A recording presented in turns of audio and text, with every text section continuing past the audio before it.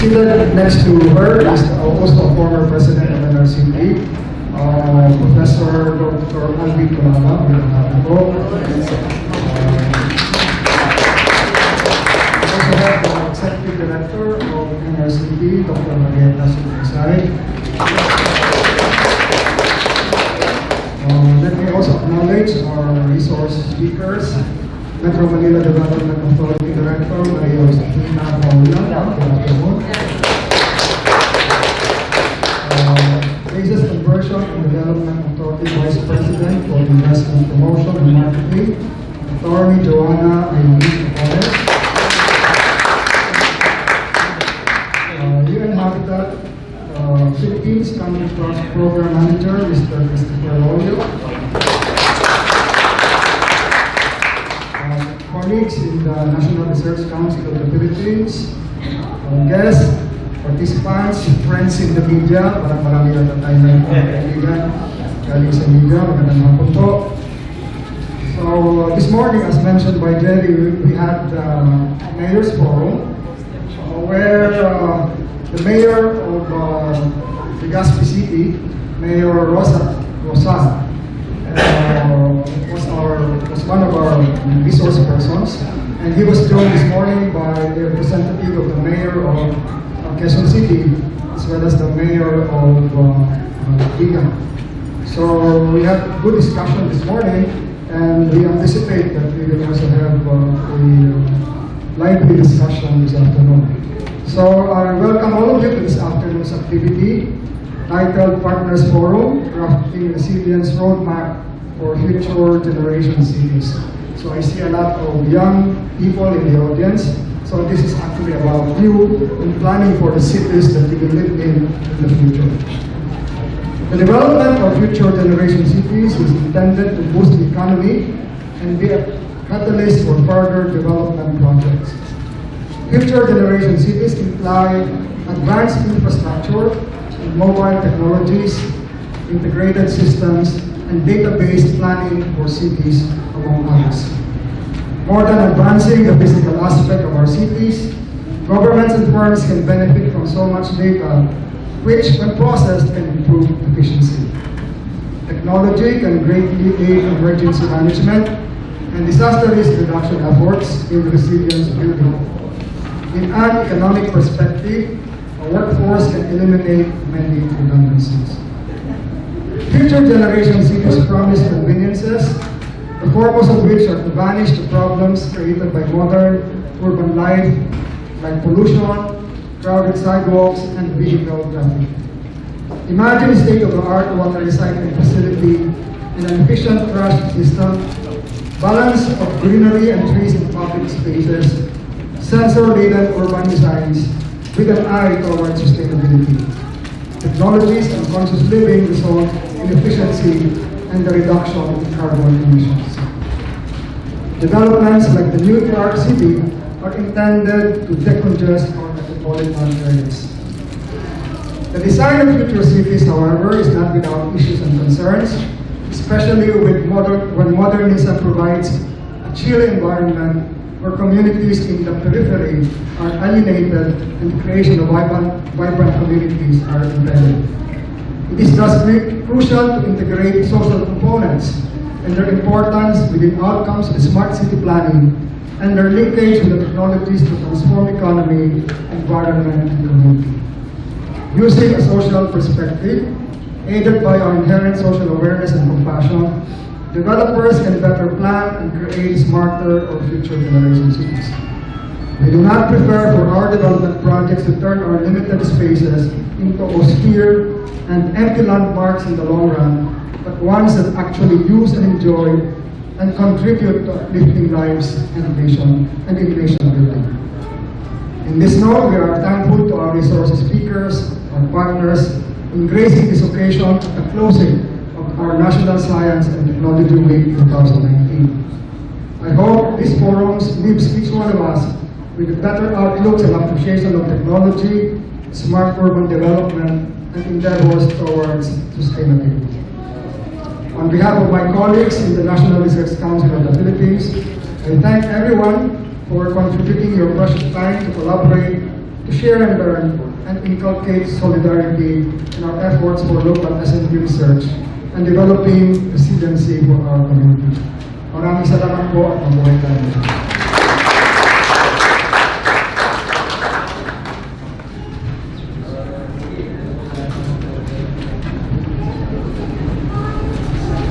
Thank you, Dr. Rosal. Just to remind also that the Class of 6 is, by the way, headed by the National Research Council of the Philippines, and NRCP is one of the attached agencies of the DOST. For the information of some people who may not know about the NRCP. And we go to the next part of the program. And our speaker is actually have been with the Metro Manila Development Authority for a long time. And for today, she's going to speak about Metro Manila Youth Grade 2030, promoting awareness and valuing cultural diversity. Our next speaker, he has a lot of experience about urban and managing urban development, and she has been with the agency for a long time. Please welcome our next speaker. We have Director Maria Josefina Paulan.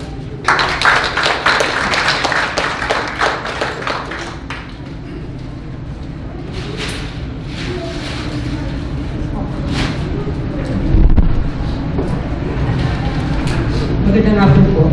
Itong problema ko, pag-tutok ako. Pag-tutok sila. Naka-flashes pa ako.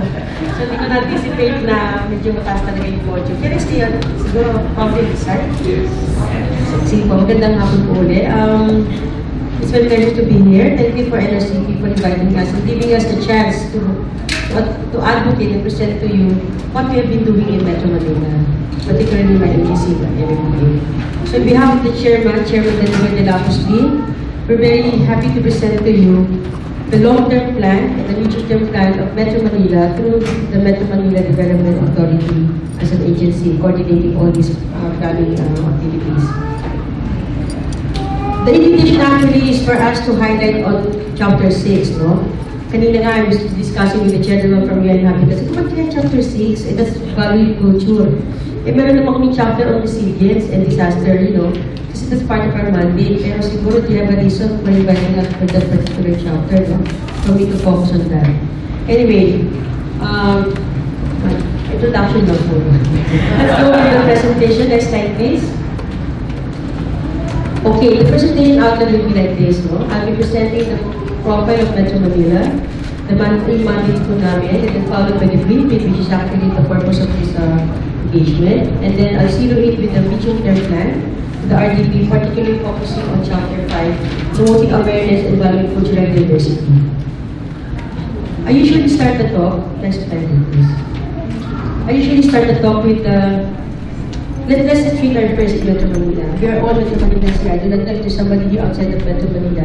Meron mo ba nakatira sa labas ng Metro Manila? Mukhang ako ho at saka siya. Dalawa lang kami. Kami apat. Okay.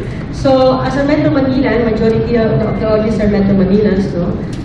Ang NCR po is the smallest region in the country, composed of 17 local government units. So 17 LGUs po, 16 cities, 16 po ang cities at isa lang po ang municipality of Pateros. So NCR, more known as Metro Manila, is the 18th largest mega city in the world. So hindi po tayo nagpapahuli. So, ang 18 po tayo pagdating mo sa global arena, no? And then in 2015 census, NCR registered as the second most populous region. So huwag na po tayo magreklamo kung masyadong maraming traffic sa Metro Manila. Most populous region. So among the 17, we're the most number 1 po tayo in terms of population, and yet we're the smallest region. Smallest region po in the entire country. So smallest region, biggest population, ano ang resulta? High density populated region. Next slide please. Nahuli ang animation ko. Okay, so kanina I mentioned we have 12.8 million population. Yan po yung census population. But pagdating po ng data, we have 15 million, even actually more than 15 million. Bakit may 15 million? Why is it ballooned to 15 million? Simply because there are migrants, there are laborers, students coming to Metro Manila, but they're not staying in Metro Manila. Just like me, I'm from Antipolo, but I'm working every day in Metro Manila. So anong ibig sabihin nun? I am using up the space in Metro Manila, I am eating in Metro Manila, I am throwing my garbage in Metro Manila. So meaning to say, I am part of the problem in Metro Manila kahit hindi po kasama sa census population. So I mentioned earlier, 20,785 people per square kilometer. Kumpara niyo po, compared with only 337 persons per square kilometer. So ganun po laki na disparity. So talaga po napakasikip na po natin sa Metro Manila. But if you take a look at the gross regional domestic product, 36.6% or almost 37% of the national GDP ho ay nakakontribute po ng Metro Manila. So, importante po tayo sa ekonomiya ng Metro Manila. We're contributing more than a third of the total GDP sa total production po sa entire country. And then, of course, I mentioned 17 LGUs. So, let's bear this in mind when I go through the presentation. Kasi importante po, alam po natin what is Metro Manila and what's the situation inside of Metro Manila. Next slide, please. For the land use pattern, if you take a look at the map of Metro Manila, you see that mostly po, ito rin lang din, mostly po ng ating population is residential in land use. Tignan niyo po, puro po yellow po yan. Yellow po yung residential, followed by, I think, commercial, which is only 12.2%, and then industrial, and then of course, open spaces po natin, kasama po yung mga kalsada, kasama po yung parke, kasama po yung mga parks, no?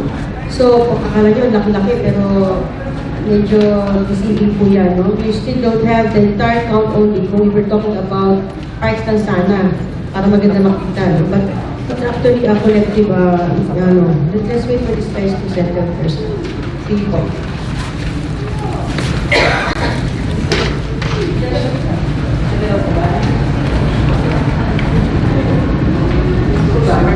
Okay.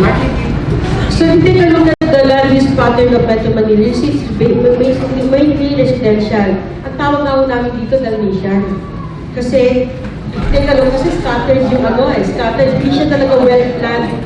Sorry to say, it's not well-planned. It's not a well-planned metropolis. Kalat-kalat. But as we go along, that's the purpose why kailangan natin may plano, kailangan natin maiayos yung kalagayan ng Metro Manila simply because masyado na nga siyang densely populated. Napaka-dense na rin po ng building ng construction inside of the build-up areas inside of the metropolis. Next please.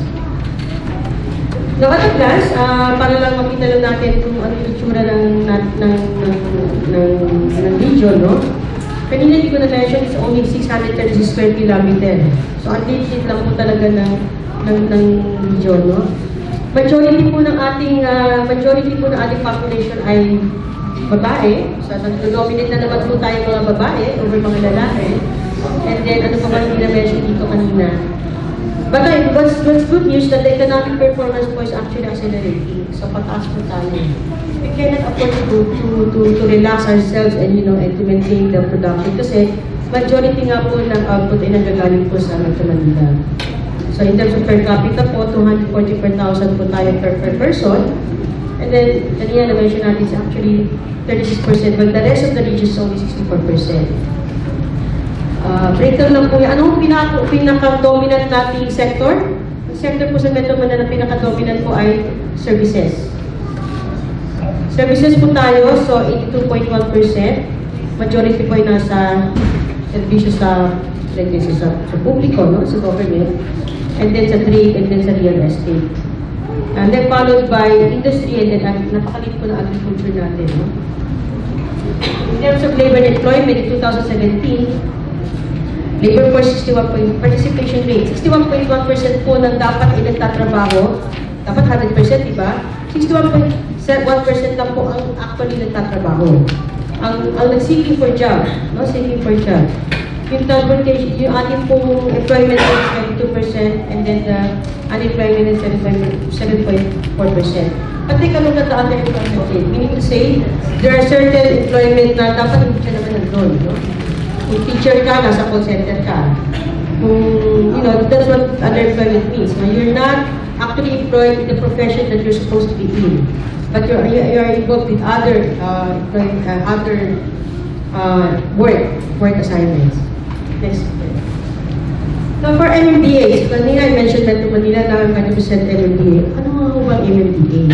MMDA is actually a national government agency under the Office of the President. So kami po ay talagang diretso po sa Pangulo. It's actually an agency, it's a central planning agency performing planning, monitoring, coordinating, and preventive functions nung nangyayari po sa Metro Manila. Kaya ang problema namin, lahat na nangyayari sa Metro Manila, problema namin. Kahit hindi na sa amin pa rin. Kasi syempre, we're the one identified for Metro Manila. But you have to remember that we're not the only agency working in Metro Manila. It's a collective effort among all the government agencies, non-government agencies, at saka civil society po. Yan po ay lahat po ng trabaho namin, tutulong-tulong for the entire metropolis. Kaso po, more often than not, pag nagbaha, kasalanan namin. Pag nag-traffic, kasalanan namin. I'm not taking excuses, but I'm trying to explain to you that if you're an agency coordinating the entire activities for the entire region, siyempre, kumbaga, part of the word, nakasawsaw ka lagi sa lahat. So, di ba? Sorry sa mga bata. Nakasawsaw ka sa lahat. Kasi gusto ko yung word na yun kasi talagang kung sa lahat ng bagay kasi kahit anong mangyari, kung hindi mo na kasama kasi mo yung MMDA. So, hindi pa rin makakakamala doon. Next slide. So, we have 7 mandated functions, no? From development planning, what's the development planning division? This one. Ako po, I belong to the development planning unit. The development planning po kami, may solid waste, public safety, flood control, traffic, the sanitation, and then we also have urban and zoning. I have a short ABB for you para lang ko ma-appreciate nyo what's actually the assignment plan dapat supposed to be ng NSTW. Road please. NSTW as an agency is mandated to provide the following services: development planning, transport and traffic management, solid waste disposal and management, flood control and sewerage management, urban renewal, zoning and land use planning and shelter services, health and sanitation, urban protection and pollution control, and public safety. For development planning, the agency is mandated to lead the preparation of medium and long-term development plans, the development, evaluation, and packaging of programs, activities, and projects, as well as the coordination and monitoring of their implementation. MMDA as an agency is mandated to provide transport and traffic management. The agency is mandated to do transport and traffic management, which includes the formulation, coordination, and monitoring of policies, standards, programs, and projects to rationalize the existing transport operations, infrastructure requirements, and the use of thoroughfares, promotion of safe and convenient movement of persons and goods, provision for the mass transport system, and the institution of a system to regulate road users, and administration and implementation of all traffic enforcement operations, traffic engineering services, and the traffic education programs, including the institution of a single ticketing system.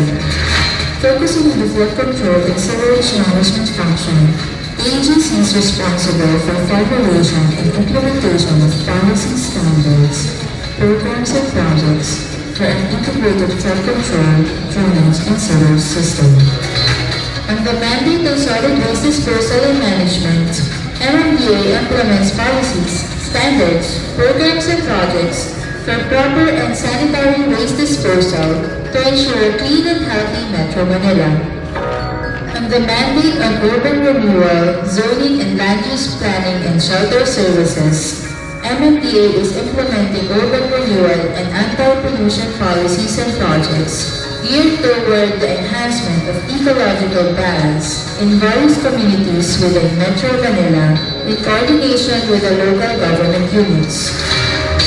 health and sanitation, urban protection and pollution control leads to the promotion and safeguarding of the health and sanitation of the region. On the mandate of public safety, MMDA aims for the achievement of safety of individuals through massive disaster preparedness activities.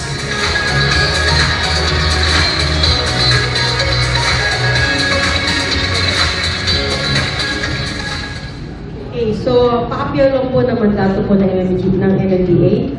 If you notice, we are also mandated to do public services, public safety. Sabi ko, mas appropriate ata yung public safety mandate ko sa team, which is resilience. Just to give you a short lang po ng ginagawa namin sa public safety. Actually, kami po first responders sa Tacloban. Nung nagkaroon ng disaster sa Tacloban. Yolanda. I was privileged to be part of the team who went to Tacloban to do the assistance, to provide assistance. We were there for 5 days. Ako lang po, I was there for 5 days. And that's probably one of the most meaningful assignment I had in my entire career in development. Ang paniwala po kasi then Chairman Francis Tolentino, kailangan maramdaman mo so that you can plan it very well. You should be part of the problem so that you'll be able to plan it very well. Hindi lang po kami sinasalang sa kung saan, nagta-traffic din po kami. I was able to experience mag-traffic sa top EDSA. Ganun talaga eh. Nagbukal na rin po kami ng basura, nagbukal na rin po kami ng estero. So sabi niya, kailangan yung may hands-on ka experience so that you'll be able to effectively plan for it. As a planner kasi, as an urban planner, you should have the feel of it so that you'll be able to know what's supposed to be done.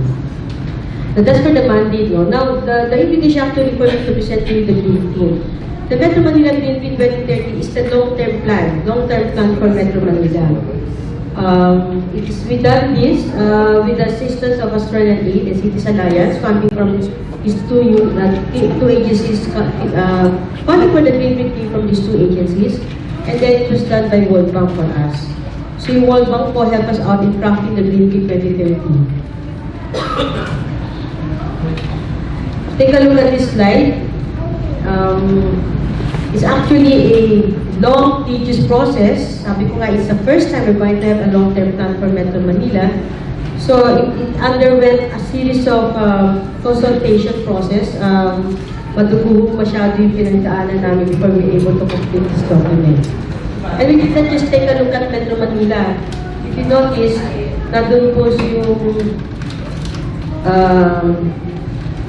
Piñares, no? Ito sa Rizal. So we took a look at the Mega Manila. Kasama po ang Bulacan at saka Rizal when we crafted the Green Team 2030. Kasi we believe that whatever happens in Metro Manila affected yung neighboring regions namin. Hindi po pwedeng, it's actually one principle in planning is that you don't plan in isolation. May mga urban planners ba dito? Mga estudyante ng urban planning? Okay. That's one principle I would like to leave to you. You don't do planning in isolation. You always do it in group. You always do that, involve as much stakeholders as you can. Kailangan kasi representative ang ating plano. Kailangan may ownership ng lahat. Next. So, very, very quickly lang po. Ito po yung pinagdaanan po namin from 2011 until 2012. So, almost 1 year, no? More than a year of planning. So, ito po yung pinagdaan ng mga proseso. Bago, hindi po kasama dyan, we also visited all the 17 LGUs in Metro Manila para ilapit namin yung plano. So we have the draft, we have to present it to the mayors, we have to present it to the team of the mayors so that they can input also to the direction of the Green Team 2030. Next. So yan po yung inikot namin, the stakeholder one-on-one engagement. Hindi na po pwede kasing workshop, sama-sama kayo lahat. Hindi mo kasi makuha yung, you just cannot take out from them. You cannot elicit out from them yung ano ba talaga yung kailangan. Siyempre may mga parochial issues yan eh. We cannot avoid that. But of course, those parochial issues sometimes is actually very important for you to be able to effectively do the plan for that particular area. So, kailangan din po natin yan. And then we have to take a look at yung neighboring. Si Makati, hindi mo pwedeng hindi kong tignan si anong katabi? Mandaluyong, kaya si Pasay. Kailangan katabi din, sabi ko nga kanina, hindi mo pwedeng isa lang. You have to take a look at the neighboring regions, you have to take a look at the neighboring provinces and the neighboring cities. Yes, sir. So this is the vision statement crafted under the Green Fifth, no?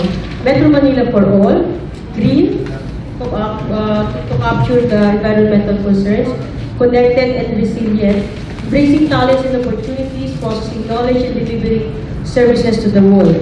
So sinasabi natin, my Metro, one story, our hope. Isa lang po tayo dito sa Metro Manila. During the time of BM, Bayani Fernando, when he was our chairman, lagi niya sinasabi, where Metro Manila goes, so does our country. Kasi nga, napakalaki ng contribution natin sa national economy. Hindi pa pwede pabayaan Metro Manila in short. So kanina meron tayong long term. Actually, nauna po yung long term plan namin. And then came the President Roa Duterte, Rodrigo Roa Duterte, and he came up with the ambition natin 2040. The first time nagkaroon ng long-term plan for the entire country. Dati kasi ginagawa, whenever there's a new president, there's always a six-year term plan. This time around, the President directed all the national government agencies to come up with a long-term plan kung saan nakaangkla yung lahat ng plano yung plano ng Philippine Development Plan, at we were all instructed to align our plans with the Philippine Development Plan. So yun pong instruction ng Pangulo natin. Yes.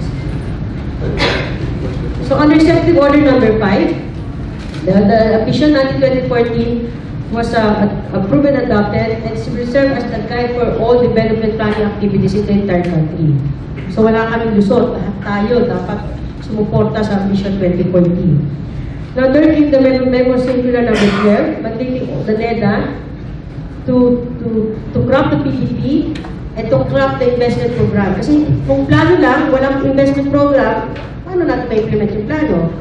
So down the line, lahat naman doon ng ahensya with DO 27, sinabihan na all instrumentalities of the government, including local government units, should implement the PDP and the PID for the period 2017 to 2022. So ano ang ibig sabihin nito? How can you implement when you're not going to align your plan? So lahat po ng plano, isa lang ang direksyon natin. Kailangan isang direksyon lang. Ano ba talagang gusto ng Pangulo? Ano ba talagang gusto natin mangyari? Let's say 6-year time until 2014. Next please. No, so this is the overall strategic framework. Ano ang target na natin by 2040? It's going to be matatag, maginhawa, panatag na buhay. Remember dati, since time immemorial, lagi ang direction ng plan is poverty alleviation. Lagi ganun, it's poverty alleviation. Estudyante pa ako, poverty alleviation na yan eh. Pero, ibig sabihin, parang hirap kasi poverty alleviation. So let's be realistic, no? The President thought of saying, you can really eradicate poverty, zero. I don't know, even in very prominent countries, meron pa rin mahihirap.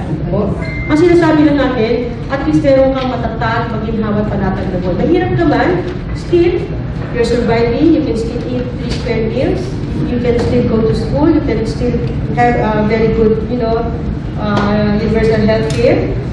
Yan ang gusto ng natin mangyari by 2040. So all of these things are all linked, supportive of this 2040 ambition, kaya ambition eh. So it's a grand vision that we would like to have by 2040. So what are we going to do now? Now, in the term of the President, we're going to lay down the foundation for inclusive growth, for a high-trust society, and a globally competitive knowledge economy. High-trust society, kaya nga po, kailangan meron tayong tiwala sa ating pamahalaan. That's why one of the major direction now is to curb corruption in government. No? So good governance po tayo. So with this, how do you lay down the foundation for inclusive growth? Ito yung mga pillars natin. Kailangan meron tayong malasakit. Kailangan meron tayong pagbabago. This is where the changes will come in. And meron tayong patuloy na pag-unlad. So under these three pillars, meron po tayong mga gagawin. Ito yung mga strategies po natin na gagawin. Kasama po dito yung topic po natin ngayon, which is promote Philippine culture and values. Hindi natin pwedeng bitawan kung ano yung pinanggalingan natin. No? So kanina meron ring print, nagkaroon tayo ng Ambition 2040, nagkaroon ng Philippine Development Fund for the 6th-year term of the Pangulo. Now nagkaroon ng companion document which is the Regional Development Plan for the National Capital Region. So pag tinignan niyo po, all regions have their own regional development plans. So meron po tayo 17 regional development plans, all supportive of the Philippine Development Plan and all towards leading the achievement for the Ambition 2040. So ganun ka-direct, ganun po yung vertical connection po ng ating ginagawa ngayon sa gusto natin marating in 2040. Okay, so what's the base again, yung kanina binanggit natin, but I would just like to highlight RA 7924, creating the MMDA. Baka kasi tanongin niyo ako, ano pa kaya lang ng MMDA sa paggawa ng plano? Remember mo kanina, isa sa mandato namin is development planning, which is why I am one of the directors. So, obligasyon po namin i-coordinate ang development planning sa buong region. So, yan po ang pinaghugutan mo namin bakit na-involve ang MMDA sa pagpaplano. Next, please. Now, what's the process of the RDP? But before I show this, I think I have an ABP for the RDP. Ang kasi mamaya po, mag-zero in na tayo sa chapter 5.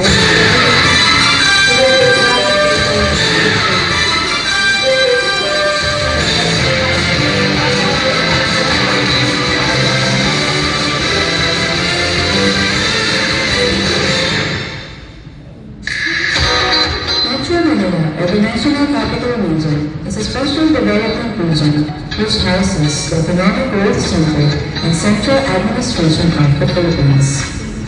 Metro Manila is one of the fastest urbanizing metropolis in Asia, ranking 14th among the world's largest cities in urban areas and 18th among the world's largest metropolitan areas. It is the smallest region in the country with a land area of 636 square kilometers, composed of 17 local government units namely Caloocan, Quezon City, Valenzuela, Malabon, Navotas, Marikina, Manila, San Juan, Mandaluyong, Pasay, Makati, Batangas, Taguig, Pasay, Parañaque, Las Piñas, and Muntinlupa. It is home to around 12.9 million population based on the 2015 household survey, which belongs to more than 50 million during daytime, due to the influx of workers and students from neighboring provinces of Regions 3 and Calabarzon. The metropolis is highly dense with a population density of 20,785 persons per square kilometer, compared to the country's 337 persons per square kilometer, far higher than the population density of other major cities in the world. In 2017, NCR accounts to 36.4% or more than one-third of the total gross domestic product of the Philippines, being the prime region, the center of commerce, finance, and business. In absolute figure, NCR's gross regional domestic product amounted to 3.16 trillion Philippine pesos at constant 2,000 prices. On June 1, 2017, the President signed Executive Order No. 27 directing all government agencies and instrumentalities, including local government units, to implement the formulation of the Philippine Development Plan and the Public Investment Program for the period of 2017 to 2022. In the absence of the Nether Regional Office in the National Capital Region, the Metropolitan Manila Development Authority, or MMDA, led the regional plan formulation process, serving as the technical secretariat of the Regional Development Council of NCR. The Regional Development Plan of the National Capital Region 2017 to 2022, or RDP-NCR, is a product of intensive consultative engagements among the region's various sectoral stakeholders to include the national government agencies, the local government units, as well as the private sector. As part of MMDA's information and advocacy campaign, the plan was also presented at several conferences and forums. As a development instrument, the plan provides a strong basis for the determination of a strategic framework which will effectively guide the identification of priority programs, projects, and policy interventions in support of President Rodrigo Duterte's 0 to 10-point socioeconomic agenda, and also taking into consideration the country's international commitments on the 2030 Sustainable Development Goals, or SDGs. It is also geared towards the Ambition 2040, which articulates the Filipino people's collective vision of a matatag, maginhawa, at manatag na buhay para sa lahat. The main objective of this plan is to provide the general development framework that will guide the region's sectoral growth priorities and strategies in support of the overall vision of the Metro Manila Vision 2030, Metro Manila for All, being connected, resilient, offering talent and opportunity, processing knowledge and delivering services at home and abroad, geared toward transforming Metro Manila into a highly competitive Asian metropolis in the future. The RBP-NCR contains sectoral assessments and outlines the opportunities and challenges that each thematic areas face.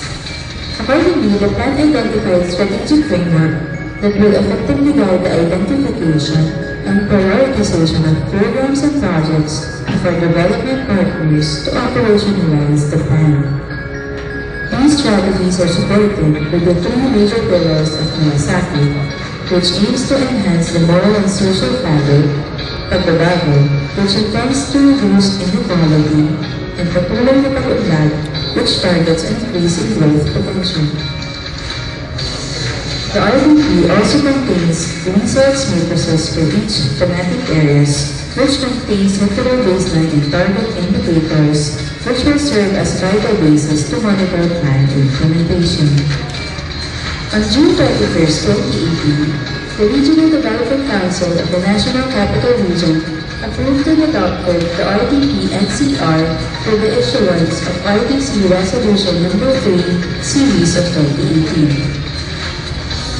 The Regional Development Plan for the National Capital Region 2017 to 2022 is indeed a milestone document for Metro Manila.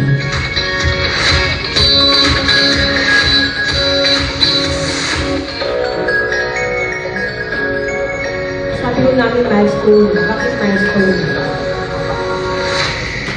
Milestone kasi the first plan to be ever crafted, the first vision term to be ever crafted in Metro Manila. So, very proud po kami sa document po. So, information mo, very quick lang po, the reason why I'm showing this is just to show you na this is not an MMDA plan. It's a plan by everybody, owned by everybody. Pag tinignan niyo po, ahensya ang nag-prepare nito. We went bilateral po. My team went to all the major regional line agencies in the region. Isa-isa ho namin binisita yan. Iba-ibang humuka yan, iba-ibang ahensya yan. Yung DOST kasama sa binisita namin when we crafted the plan. So we have 44 line agencies, and then we 25 bilateral consultations with 44% line agencies kasi may mga paulit-ulit po kasi. And then merong workshop and lecture and for learning events before you will be able to come up with just one document na sana po hindi man natili sa kanilang mga copy. It has to be used and serve as a guide for all development planning process. So validation workshop, once we're done with that, inano pa po namin yan. Sinabject pa po, sir, sinadyan po namin yan sa katutak na consultation, no? For we're able to finalize the plan. Next, please. So this is the happy po. Saya-saya po dito, sir. Kita nyo. So saya-saya po kasi natapos na rin po yung napakatagal naming proseso ng paggawa. So this is the chairman, with my boss, the AGM Asek Campo, and this is some of the team that crafted the plan. Next, please.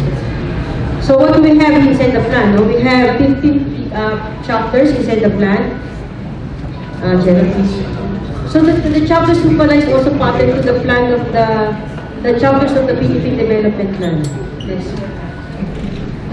So focusing on chapter 5, which is actually the purpose of this talk, no? We are promoting awareness and valuing cultural diversity. We have These are the different sections, assessment and framework, which one is also the target and the strategies. Next, please. For the assessment and challenges po, the NCR, we found out that NCR is actually rich in cultural resources which can be seen through its various tangible and intangible heritage.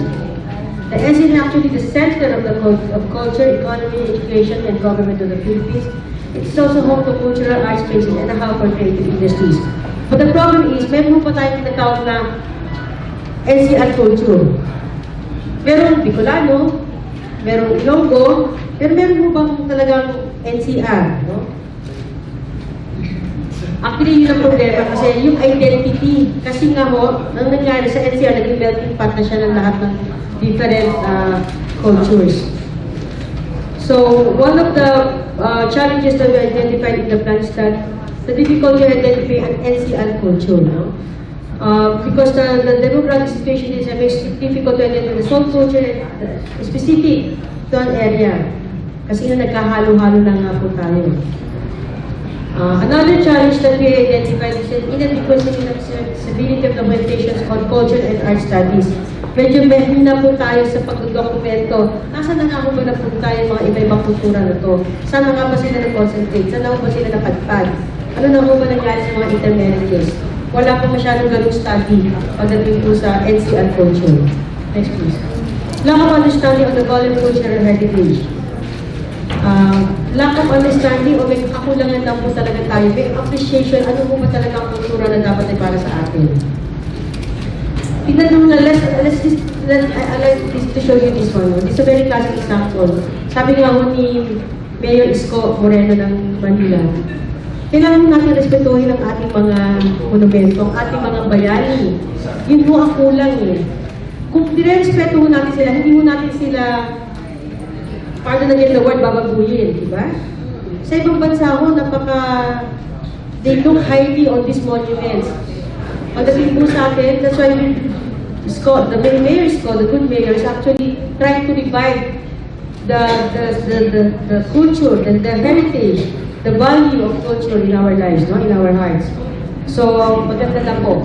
Unti-unti ho, napapaayos na po natin ang Manila. Next please. So, another challenge is the low cultural sensitivity towards a multicultural environment. Kasi nga, kanina, di ba, mahirap na identity. Ano nga ba talaga? So, sinasabi lang mo natin dito, yung mga attitudes at saka yung ating mga isang po, kasi meron tayong pinamilya dito eh. Yung further reports through mass media, television, movies, and commercial advertising, ano po ba talaga? How do we promote the NCR culture? Okay, lang ako for the creative industries. Creative industries, napaka-importante po ngayon yan eh. Diba? Ayan mo yung ano ngayon, maraming naglalabas sa social media. They're very influential in terms of promoting advocating for what we have and what we should be doing in our lives, no? So, importante kung merong suporta ng government pushing forward the cultural and creative sectors so that we can compete. Kasi na po sa green print, diba? Kailangan natin isulong po natin yung ating kultura na nakalagay po yan sa mga condition natin. Next. Lack of public spaces. Kung meron man, hindi na ma-maximize, hindi na utilize. Next please. Tanto ko lang po. Now for the branding. For the 17 local government use, sometimes kailangan may identity ka, may branding ka. Let's start with the branding. For Caloocan, yung branding ng Caloocan, motorcycle training capital of NCR. Kasi ang daming motorsiklo. Ganun ba gusto nating branding? Diba? At least yung Marikina, shoe capital, it means to be the shoe capital of the country. Saan mo ba kayo mga nakatira? Tignan mo yung branding ng mga lugar nyo. Quezon City, Philippine City of Asia. Dati nga po na kayo, iba dati, member ko. Lumabas po, Quezon City, Star City. Remember, kasi si Mayor Herbert yung nandun. But after hindi yun, ito talaga yung branding ng Quezon City. So, kung saan mo yung mga cities na tignan yun ang po yung branding nyo.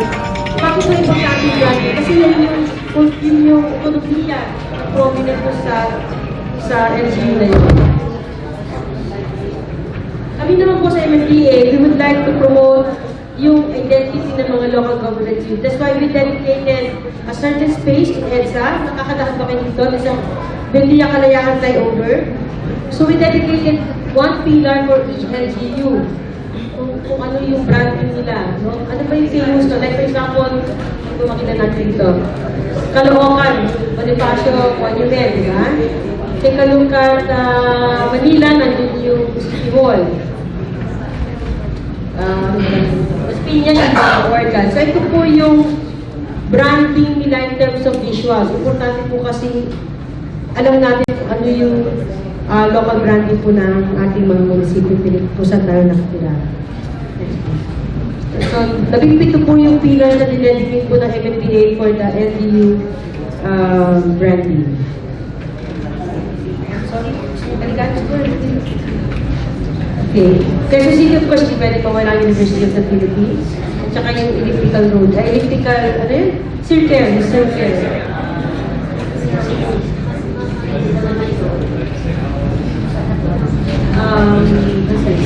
Pateros. Alam ko Pateros, may mga itong to eh. Nasa mga ito. Ito po ito. Pateros po yung balon, pera, tsaka itong na pula. So yun lang po, pakapyaw lang po. So in our own little way sa MMDA po, we try to promote also culture. Dedicating a certain very, very important strategic space along EDSA for us to promote the cultural and heritage of the LGUs. Next please. Again, we go back to the challenges. Another challenge identified is insufficient administrative and legislative measures and financial tools to safeguard and promote local cultural heritage. Alam niyo sa ibang bansa, like in Singapore, whenever they have an old historical area, old building, kunyari, old building, they restore the facade. Along the way, nakapunta po sa inyo dito, yung harap ng building, nire-restore nila the same tsura as before. And then, iba na nga lang yung use ng building na yun. But still, we try to preserve the historical value of that particular building. At least by maintaining the facade of the building. Sana may ganun din tayo, no? Kasi we have to value nga po. Ano mo ba yung mga pinagdaanan natin? Like, along Pasig River, napaka-historical po ng Pasig River. When we restored Pasig Ferry, sino nakasakay sa Pasig Ferry na dito? Hindi ko natatanong if you have a very good ride. Huwag nang kalitan ng ibang topic ko yun. But we tried to restore, when we restored the Pasig Ferry service, we tried to restore also the history behind the Pasig River. I don't know if you noticed, there are certain spots along Pasig River kung saan naglagay kami ng landmarks. Landmark naman nga na nangyari along the Pasig River. I just don't know if you notice it.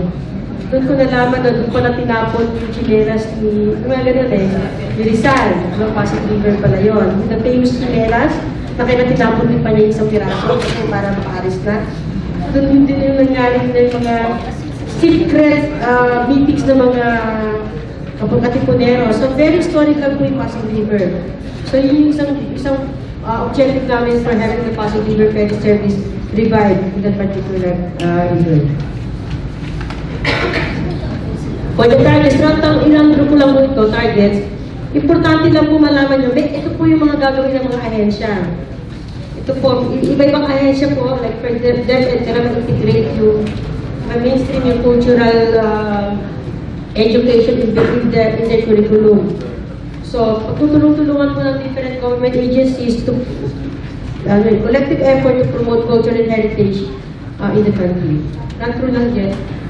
So, those are the things that's going to be done by the LGUs, by the local government units, by the regional line agencies.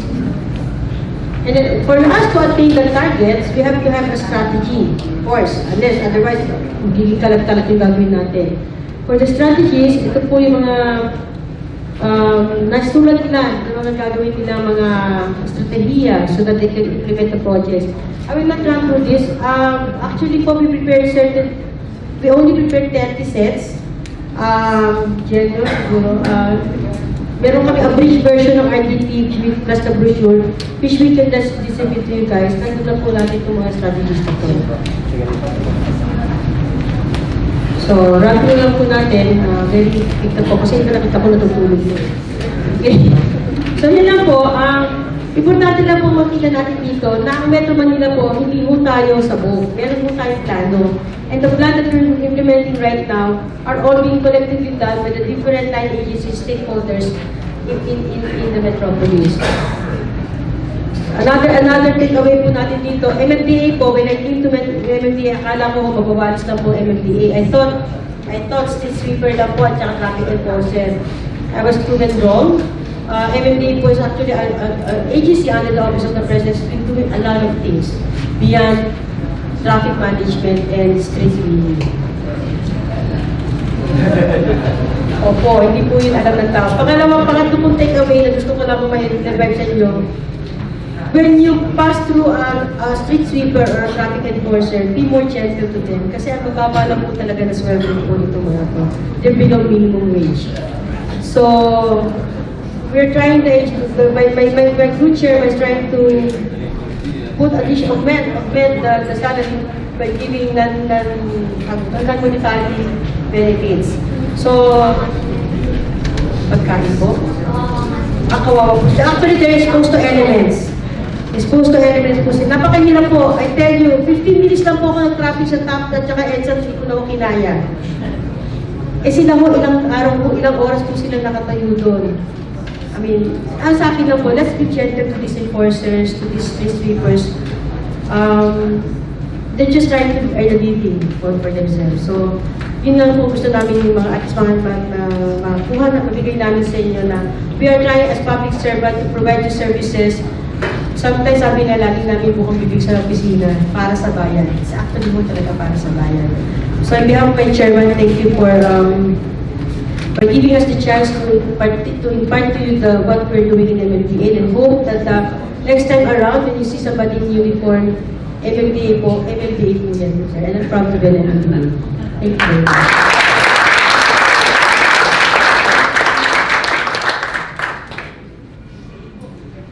Okay, maganda.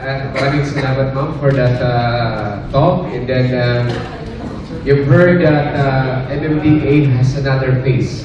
It's about the contribution of MMDA on diversity, culture, and heritage. At this point, since the good director will have an important appointment after this, we will allow questions. Open now the floor for questions. We will limit only the questions to 3 questions. Apat na kagad lang tanong. Yes, sir. Thank you, sir. Good afternoon, ma'am. Nelson Santos po, President po ng Public Service Association of the Philippines. Sa presentation po ninyo, 2015, estimate po natin is 100 million. Do you have any latest kung 2017, how many population we have sa Pilipinas? And my second question, one of your mandate yung sa solid waste and disposal.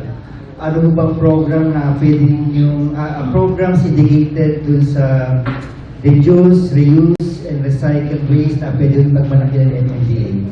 Okay. So, dun sa population, no, sir? Expected population po. Kasi magsasurvey pa lang po ang PSA ngayon, no? I think ongoing po yung household survey nila. But yung 12.8 plus sabihin po, dagdagan mo pa siya na gawin pa siya 15 is actually understated na po. The last time po, we were, para may caucus din kami, it's more than 20 million na po tayo ngayon eh. Pero unofficial po yun. Let's wait for the household survey po that's going to be released by the Philippine Statistical Authority. On the second question on solid waste, I used to be the director of solid waste management way back. No? Now, may mga plan naman po. Kasi sa solid waste management, remember po, solid waste management na po kami. The solid waste collection at saka yung mga reuse na ganyan, is actually the mandate of the local government units. Sila po yung may mandato. It's their mandate to see to it that they be able to manage their waste properly. Kami po disposal lang kasi sa ahensya. Our responsibility is to ensure that may pagtatapunan po kayo ng basura nyo. Yung mga trucks na nagko-collecta sa inyo, dapat mayroong pagtatapunan ng landfill. O kaya mayroong isang area where we could process the waste. At the moment po, we have naka-pipeline ng mga programa like we're looking at waste to energy. We're looking at another disposal facility somewhere in the south kasi we don't have a disposal facility in the south. So, Pero importante po dito, we cannot do even the 3 R's, no? The reuse, reduce, and recycle. That's actually done at the household level. Household level po yan, sir. Bago nyo itapon, pag-isipan nyo muna. Kasi once na tinapon nyo na mo yan, yung tinatapon nyo, nagmadami, kami po may problema dyan. Kasi we pay for every tons of garbage that we collect and you dump in the landfill. We pay for it. We use taxpayers' money.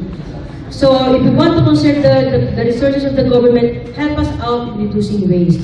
Marami naman po advocacy dyan na ginagawa on actually, once somebody asked me, is it really possible to have a zero waste? Actually po, simple po talaga eh. Disiplina lang po kailangan. In my own house, in my family, I set aside plastic, lata, papel. Instead, ipunan yaya ko yan. Kasi pag pinenta ko yan, kanya na yan. So talagang iniipon talaga niya. Kasi kanya na eh. You know? Pero ang importante kailangan dalhin niyo siya hanggang sa junk shop. Kasi kung papakolekta niyo siya sa dump truck, ganun pa rin ang ending nun. Sa sanitary landfill pa rin siya babagsak. You see? Even if you were able to put them in one sako, let's say for example, as long as you have it collected by your trucks, or your garbage trucks, ano pa rin siya, landfill problem pa rin siya. And remember, the landfill has a very limited lifespan. In Metro Manila, we're using 3 landfills actually, 3 landfills. Tagsara ng Payatas. Kasi may lifespan nga po yan eh. Napakamahal po ng lupa sa Metro Manila. Sino po ba ang magbibigay ng lupa para gawin ng landfill? So, ang hirap para sa amin na magkaroon talaga ng additional landfill in Metro Manila. So, whatever we have, we'll try to conserve that. We're going to expand the lifespan of the landfills that we have. So, how can you help us? Help us out by managing your own waste. We know for a fact that every time tumataas tayo sa ekonomiya, tumataas din yung garbage natin. Do you know that every person produce 0.5 to 0.7 kilos of garbage a day? You produce, lalo na yung bata, you produce more than a kilo of garbage kasi meron siyang wet na diaper. Kayo po before, when you buy something, say you buy a shoe. Magdedemand, when you buy a shoe, dati kasi naka-plastic lang, ngayon nakakahon na. So that's additional. So as economy increases, as economy grows, yun mo ating preferences also, yung garbage natin tumataas din po.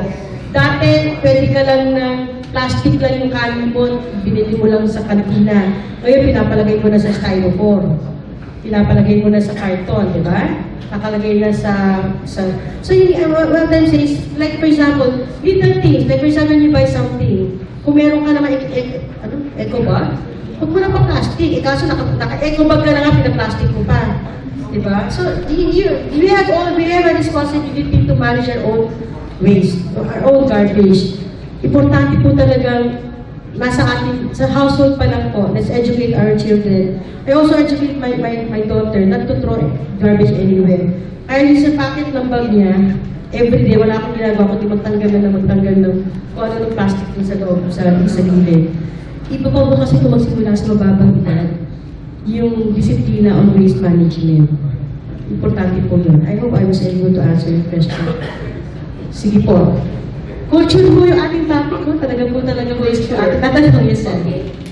Sige po. Ma'am. Okay. Thank you for setting the You can ask me any question as long as I can. Yes, we're talking here the culture of governance also.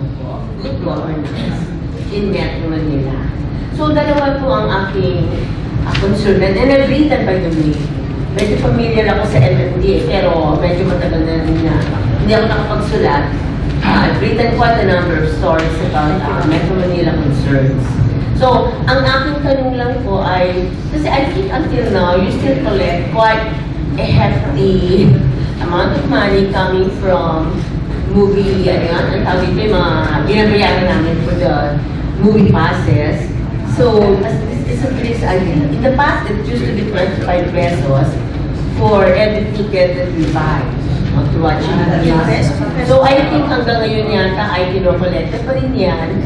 ng MMDA. So I'm just wondering, although it's true that the flooding situation in Metro Manila is definitely improving, pero especially on account of climate change problems natin, natatakot talaga ang maraming Metro Manilans na magkaroon na naman ng isang incident similar to what happened in 2009 sa Ondoy. So yun ang aking first question, what is being done about this? Considering na marami, over the years, napaka-hefty na talaga ng collection ng MMDA. Pangalawa, I'm also wondering, ano po bang push and pull ang ginagawa ng MMDA to really force the hand of the 17 local government units of Metro Manila to really do something about the housing situation. Kasi I don't think that many of us, and I'm very critical questions, I am sure, parang hindi nga muna yata namin kakayanin na makita yung mga bata, sa mga nanay na, they're just being turned away even under the rains, no? Na ang tingin naman namin, may mga batas naman that says, may UDHA, di ba? Urban Development Housing Act. So, it behooves the MMDA all the more to do something about the housing problem of Metro Manila. Kasi pinakagrabe doon. Okay, medyo madaming tanong ni Ma'am. Sa tayo nagsimula, Ma'am. Gusto. Let's start with, yung remember ko, yung housing kasi yun ang pinakahuli niya tinanong. Yeah. Housing po. Ay, yun nga po sabi ko kanina, di ba? Opening ko kanina. Pag may nangyaring problema, akala lagi MMDA. Ang housing po, actually, meron po tayong natawag na National Housing Authority. Sila po talaga ang meron mong mandato on providing housing facilities for all these indigents that we have. We have more than 500,000 household families na nakatira po sa illegal settlers po. I said, Mga informal settlers. Informal settlers, sir, ma'am, I'm still corrected. Informal settlers. So, we have more than 500,000 family. But meron na po tayong, may nagawa na po tayong kabawasan ng dahil. 10 to 12 billion. Oh, medyo updated sa akin si ma'am. Kung ano man yung figure. But you have to remember, the housing problem is actually a local government issue. Kami po ay metropolitan government. Kami po ay hindi pwede makialam sa affairs ng isang LGU because of the local autonomy.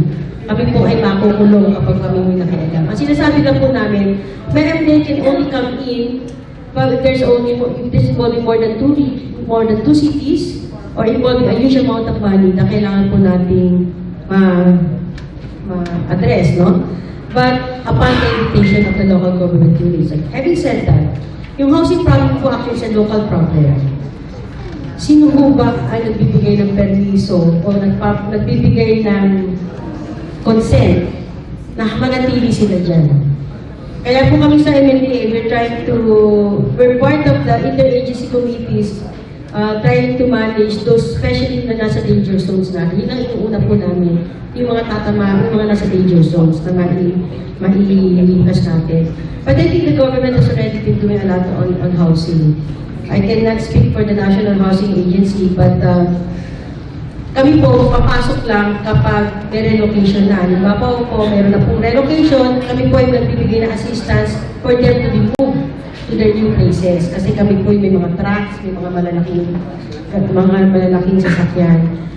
That's what we can do for the housing. But kung doon sa chapter po namin sa RDP, very prominent po doon yung issue on the housing concern. So, yung mga strategiya po, na ipinatag ng mga ng gobyerno, nakalagay naman po doon, how do we address the housing problem? If the planning will only be observed and implemented 100%, wala naman tayong problema. So, importante po talagang masundan yung, kesa naman yung wala tayong plano to speak of. That's for the housing. For the... Ano po yung concrete targets ninyo in terms of... Excuse me po, question. Just to the best of the time, i-ano po natin kasi the secretary will be leaving in a few minutes. Sorry ma'am, we will have to cut short po na the frequent. So, at this point siguro we will need We recognize the presence of the good secretary who's here right now, Secretary Lipenyo.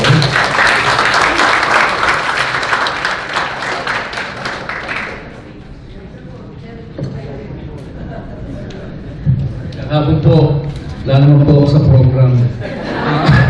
Ayun, gusto ko sanang makinig din, ano?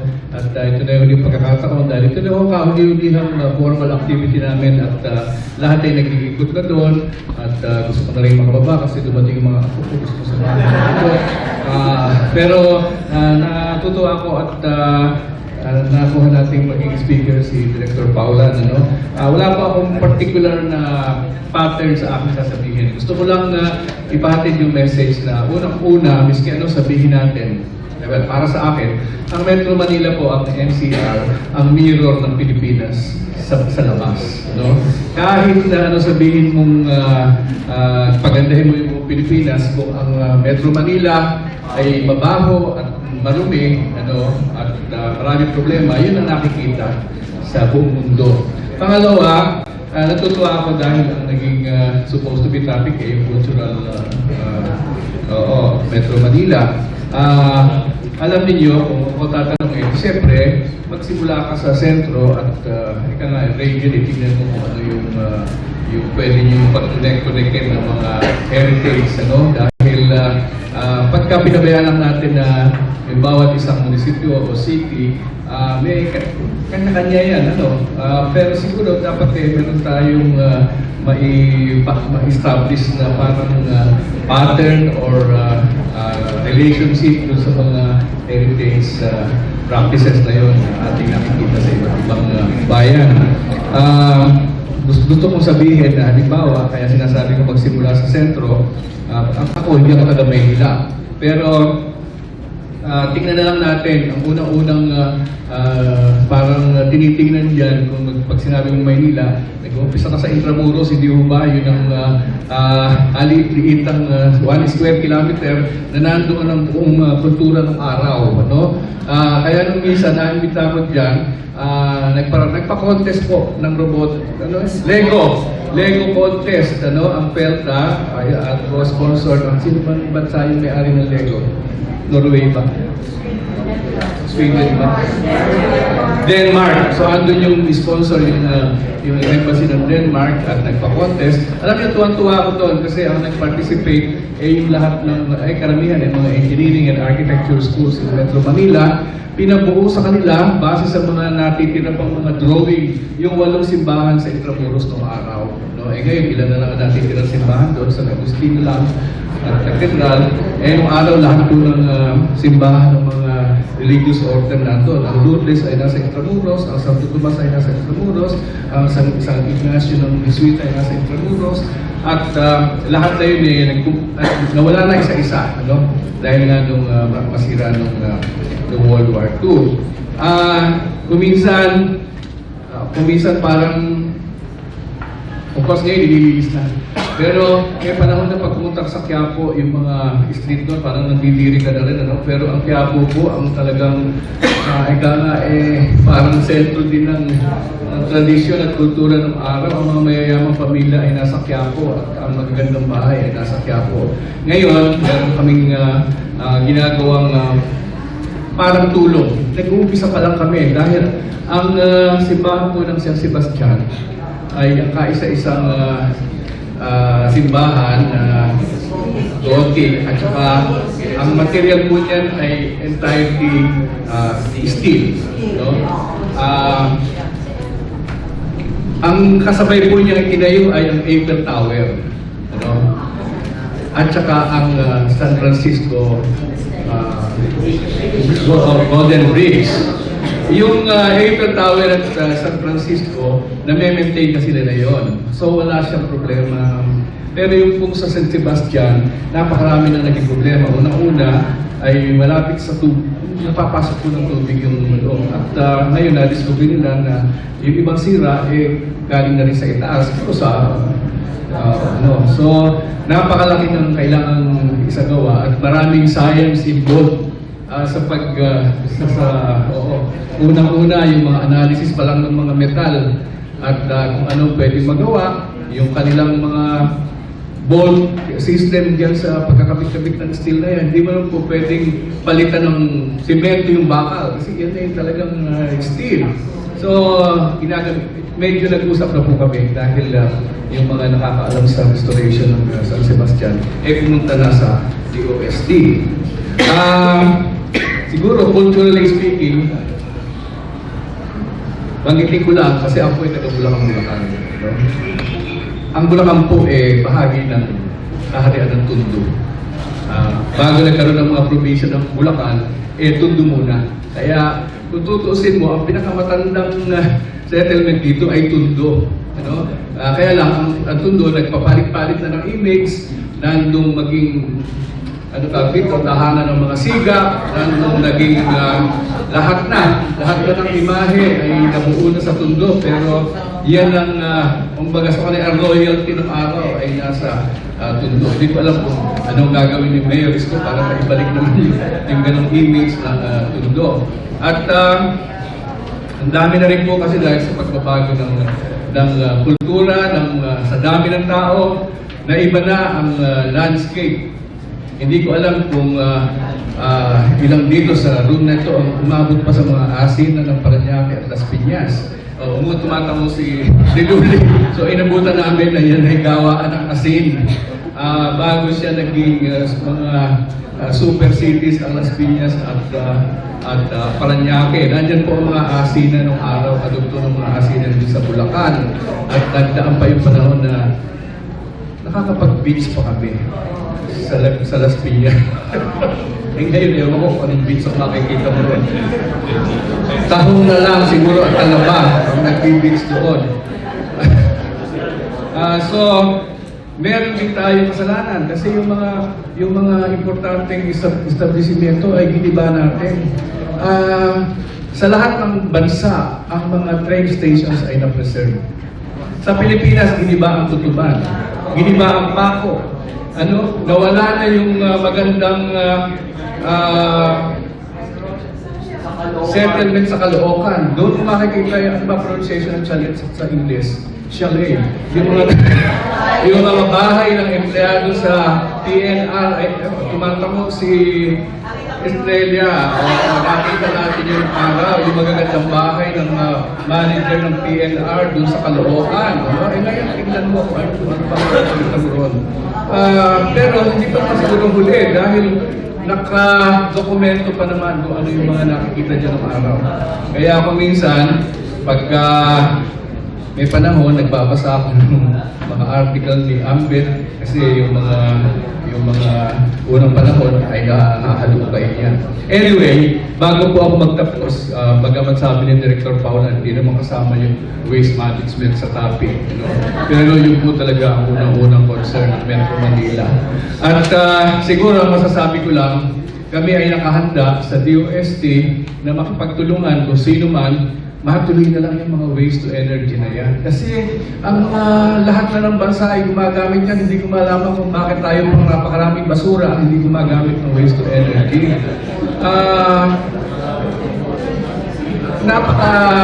Ano tawag dito?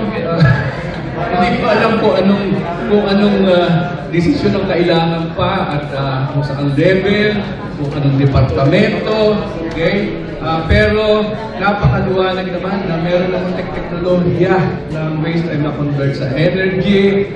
Masosolve natin yung problema ng tambakan, ng kung saan dadalhin, at madadagdagan pa yung ating source of energy. So kung sino man ang DANR ang nakakaalam ng implementation ng Clean Air Act, okay, mamaya sa si Dr. Kulapa, baka sakaling may masabi tungkol dyan. Anyway, in conclusion, ang masasabi ko lang, natutuwa ako at sinama ng NRCP ang programa na ito dito sa selebrasyon ng National Science and Technology Week. Kasi po, napakahalaga ng NRCP. So, maraming salamat, Dr. Paulan. Hindi na ako makikinig sa iba, pero salamat po sa inyo lahat.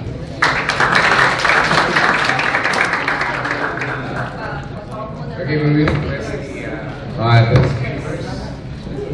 to have a photo op with the Secretary together with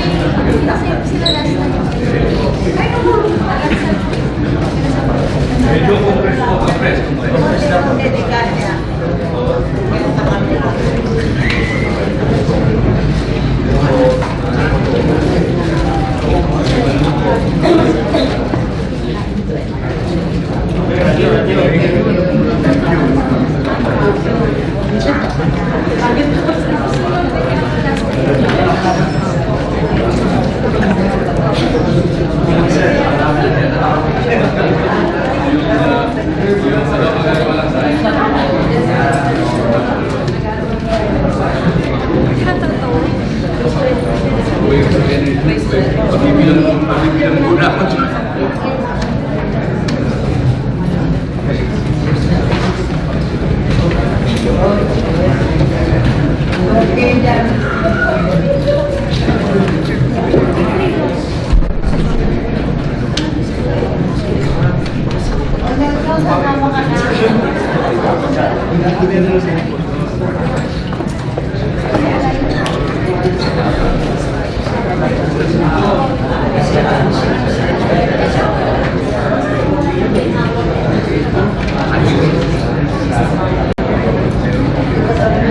To make this point, we would like to request Director Paulang to please come forward.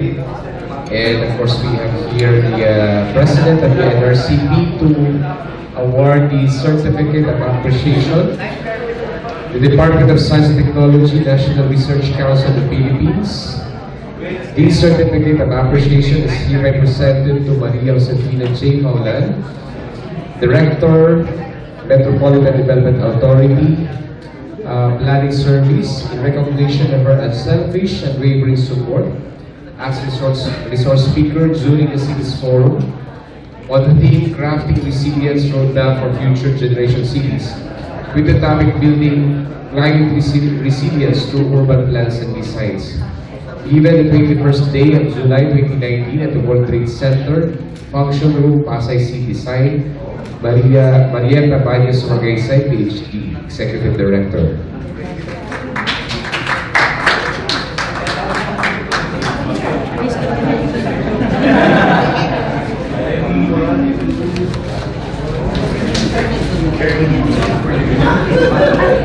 Maraming salamat po. I hope we can invite you in some other time po.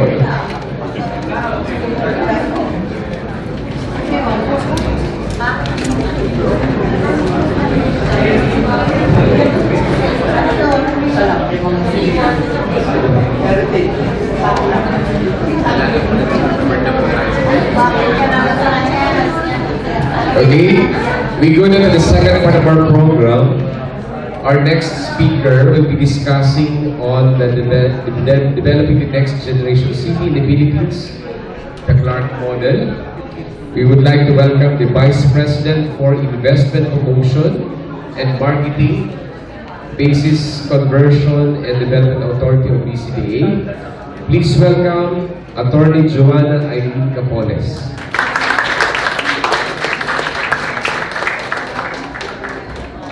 Good afternoon, everyone. It's an honor to be here and present to you how we are developing Clark and the next generation city. Different presentations.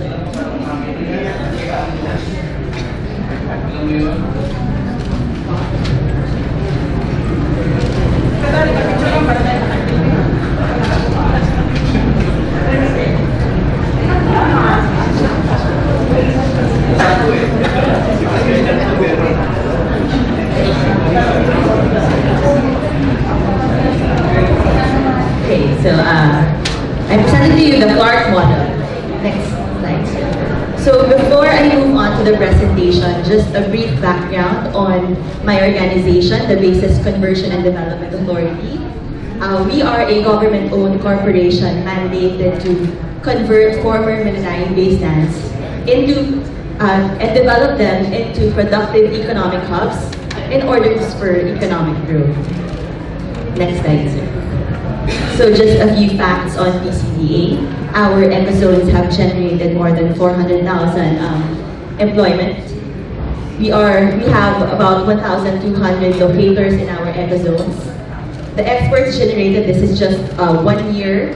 For 2017, we exported about $5 billion worth of products.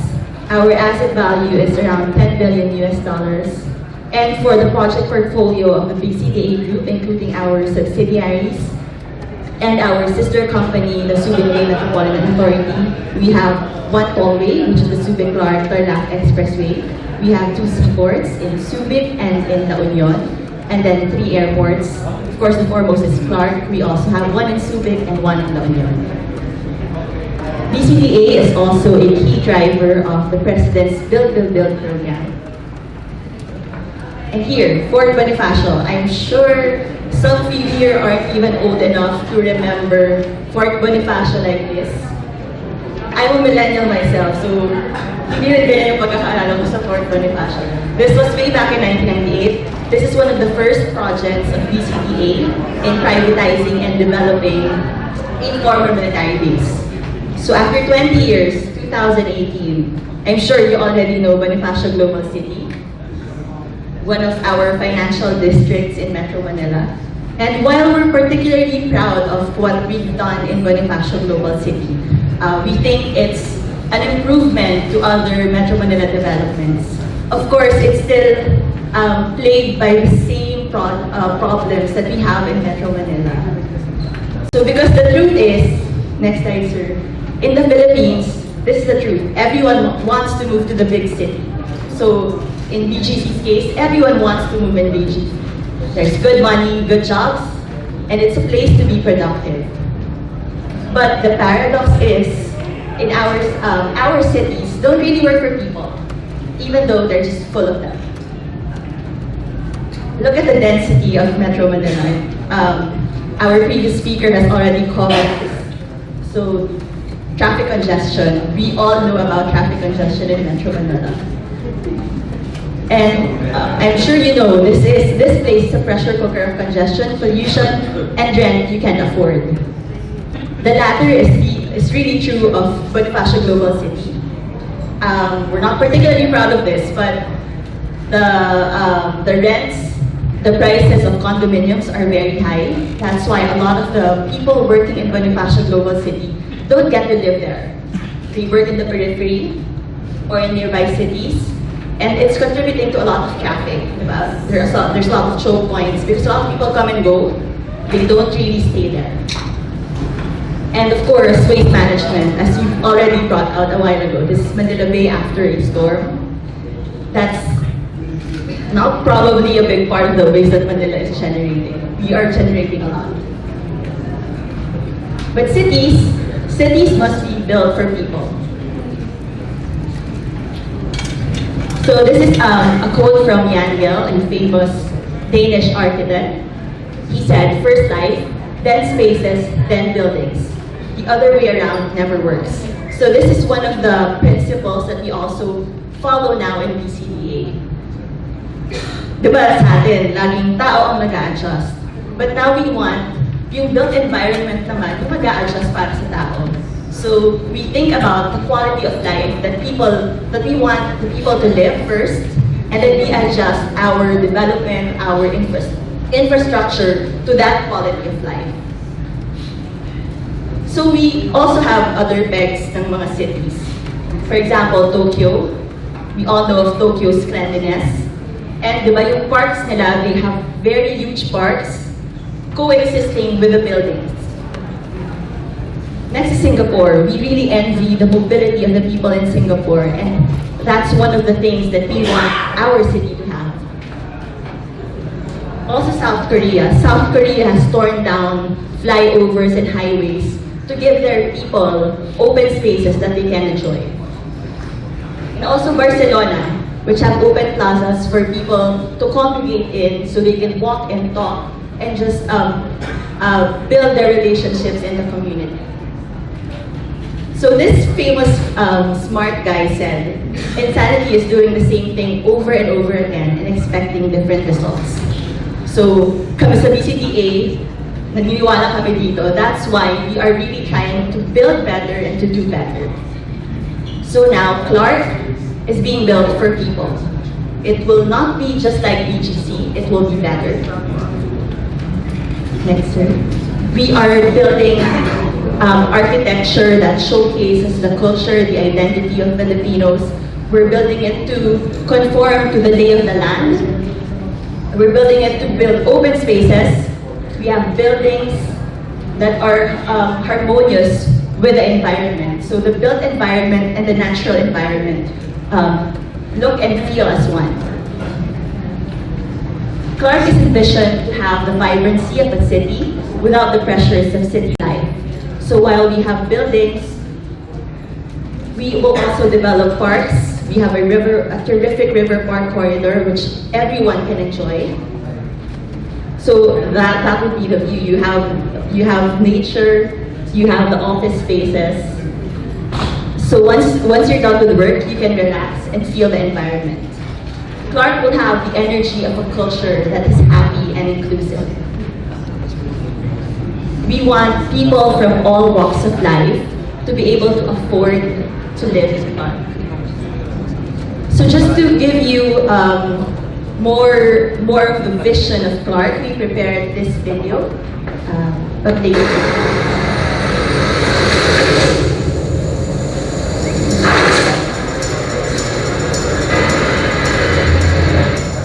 The Philippines is being called Asia's rising tiger. But what exactly does this mean? Posting a GDP growth of 6.7% in 2017, the country has one of the fastest growing economies in the world, expanding at a rate unseen in the last 5 decades. The good news is, it's just getting started. The better news is that we have designed a brand new city to be the nucleus of this economic renaissance. Less than 1 hour from the capital, Manila, straddled by hills and blessed with tropical climate all year long. We are building the city of the future, a landmark development twice the size of Manhattan. Originally developed by the Americans for its secure and strategic location in Asia Pacific, Clark is being transformed into a disaster-resilient metropolis that will be competitive and attractive to a global market. It will consist of 4 main districts. The Clark Freeport Zone, an existing mixed-use complex established in the 90s. Clark Global City, which will serve as the primary business district. And New Clark City, which will house satellite government offices and a first-class sports village. Central to all of this is Clark International Airport, which will soon be expanded to accommodate up to 80 million passengers a year. This ensures that travel will be comfortable while trade is seamless. A city unmatched in connectivity, with access to world-class highways and the service of high-speed railways, connecting north to south and east to west, across surrounding states and over oceans. Clark is a city built as living proof that business in this part of the world is not only easy, but simply better. With no red tape, lower taxes, and endless investment opportunities. This is a city prepared to attract talent, so that the country's best and brightest will come here to work and choose to call this place home. Because this is a city that knows how to play, where you can unwind at your own speed, where safety is paramount, and people always come first. This is a city where history and culture thrive, where modern conveniences meet timeless traditions, and progress is driven by passion.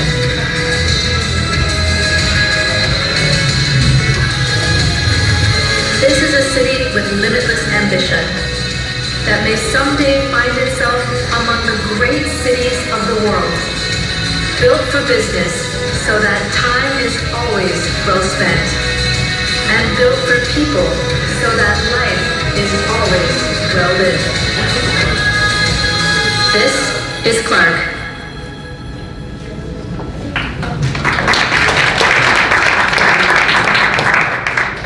Thank you. So again, why are we developing Clark? First is to decongest Metro Manila. I think the previous speaker has already given us a brief background on why we are doing this. We really need to spur development outside Metro Manila so that other people can have economic opportunities there. So it's not all concentrated here. Also to provide business continuity. Clark, unlike Metro Manila, does not sit on an active fault line. So it has a much more resilient location. The higher elevation also prevents flooding in Clark. And also, while the usual question is, malapit sa inyo yung Mount Pinatubo, so how can you call it a disaster resilient location? But the elevation in Clark is higher. So Clark wasn't really inundated by lahar when the Mount Pinatubo erupted. Although, of course, it was affected by ashfall, na hanggang Hong Kong naman, hanggang Metro Manila naman, the ashfall. But in Clark now, we're building buildings that can hold up to 1 meter of ashfall. So that if ever it happens again, but we're not expecting it to erupt in the next 500 years or so. But in case it erupts, we are also prepared. We are really making a disaster resilient location. And also, we want to drive economic growth outside Metro Manila to other places in Luzon. Next. So what is Clark? Clark is a 32,000 hectare free port and special economic zone.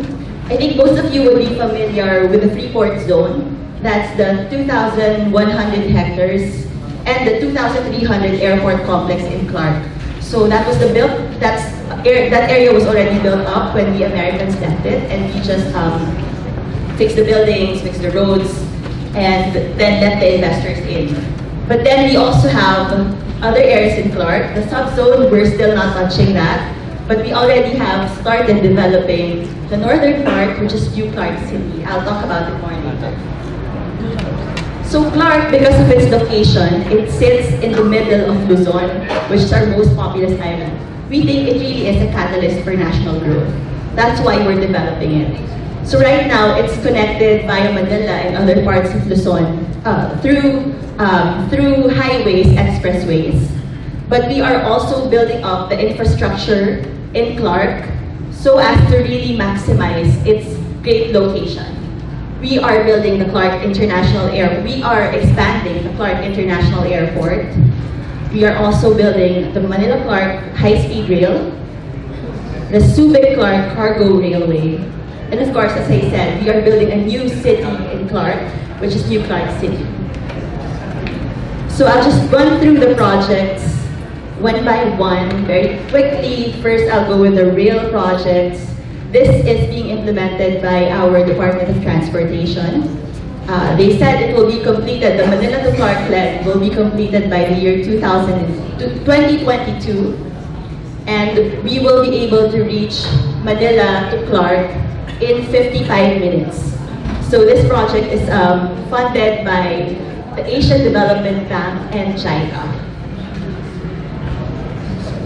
The next is the Subic-Clark Cargo Railway, which will connect the Clark International Airport and later on even New Clark City to the Subic Freeport, so that we can really make use of the old military bases as a logistics zone. So then our airports and our seaport will just be less than 30 minutes away. And BCDA is implementing the expansion of the Clark International Airport. We are very proud of the performance of the Clark International Airport. Since 2016, we have been able to increase the domestic passengers by 4,812% and international passengers by 72%. And this is largely because of the flights. We were able to encourage more flights to fly to and from Clark. So imagine, from June 2016, we only had 6 flights a week, and that's really just Clark, Cebu. But now, we have flights all over the Philippines. We have more than 500 flights a week now in Clark. Also, with international flights, we used to have 120, now we are at 246. That's why we are implementing the expansion of the Clark International Airport. Our current terminal right now can only accommodate 4 million passengers per year. And as of June, we've already hit 2 million. So we think that by the end of the year, we will be able to reach the capacity of our current airport terminal. So even before we reach the capacity, we have already started with our expansion plans. So we're building a new terminal. The first phase is a new terminal with a capacity of 8 million passengers per year. And that's just some of the renders of the terminal that we're building. As you can see, so the design is inspired by the mountain ranges of the Sierra Madre. That's why it looks like that. So it's energy efficient. Next slide, sir. We are using skylights to use the natural ventilation, natural lighting. We will also bring nature inside the airport to lessen the stress of the travelers. And of course, this will be the end station of the Manila to Clark Railway. We are going to have an underground Clark station so people can connect directly from Manila to the airport.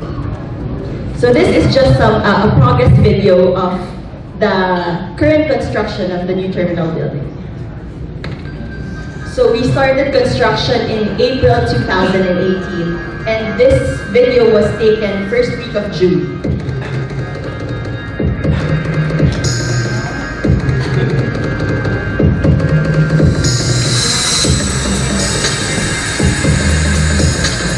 So that's just a little over 1 year construction.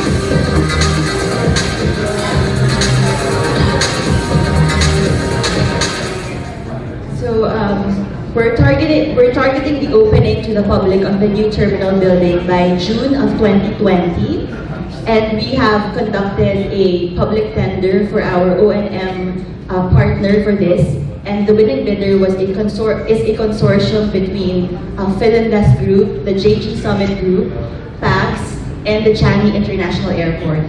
So Changi of Singapore will be they're the operator of the world's best airport.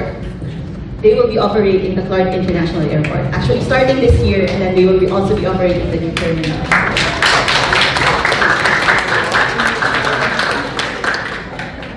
So on to New Clark City. This is our most ambitious project because New Clark City is a greenfield development. So what is New Clark City? It's the first smart, green, and resilient metropolis in the Philippines. It's about 9,450 hectares situated in Tarlac because it's the northern part of Clark. So at full development, we think, our plan is just to have 1.2 million residents. It's going to be low density. We don't want it to be too crowded. And about 600,000 workers provided inside. So next review. This is the land use classification. Actually, we have a comprehensive master plan of New Clark City because the first step in having a good city is proper planning. So for this one, we engaged master planners. We've engaged AECOM of the US, it's a top engineering firm, and also Nippon Koi from Japan. So they helped us with doing the master plan for New Clark City. Next. And also, of course, in the beginning of the planning, we had to have our key performance indicators. So at the very start, we've already determined this.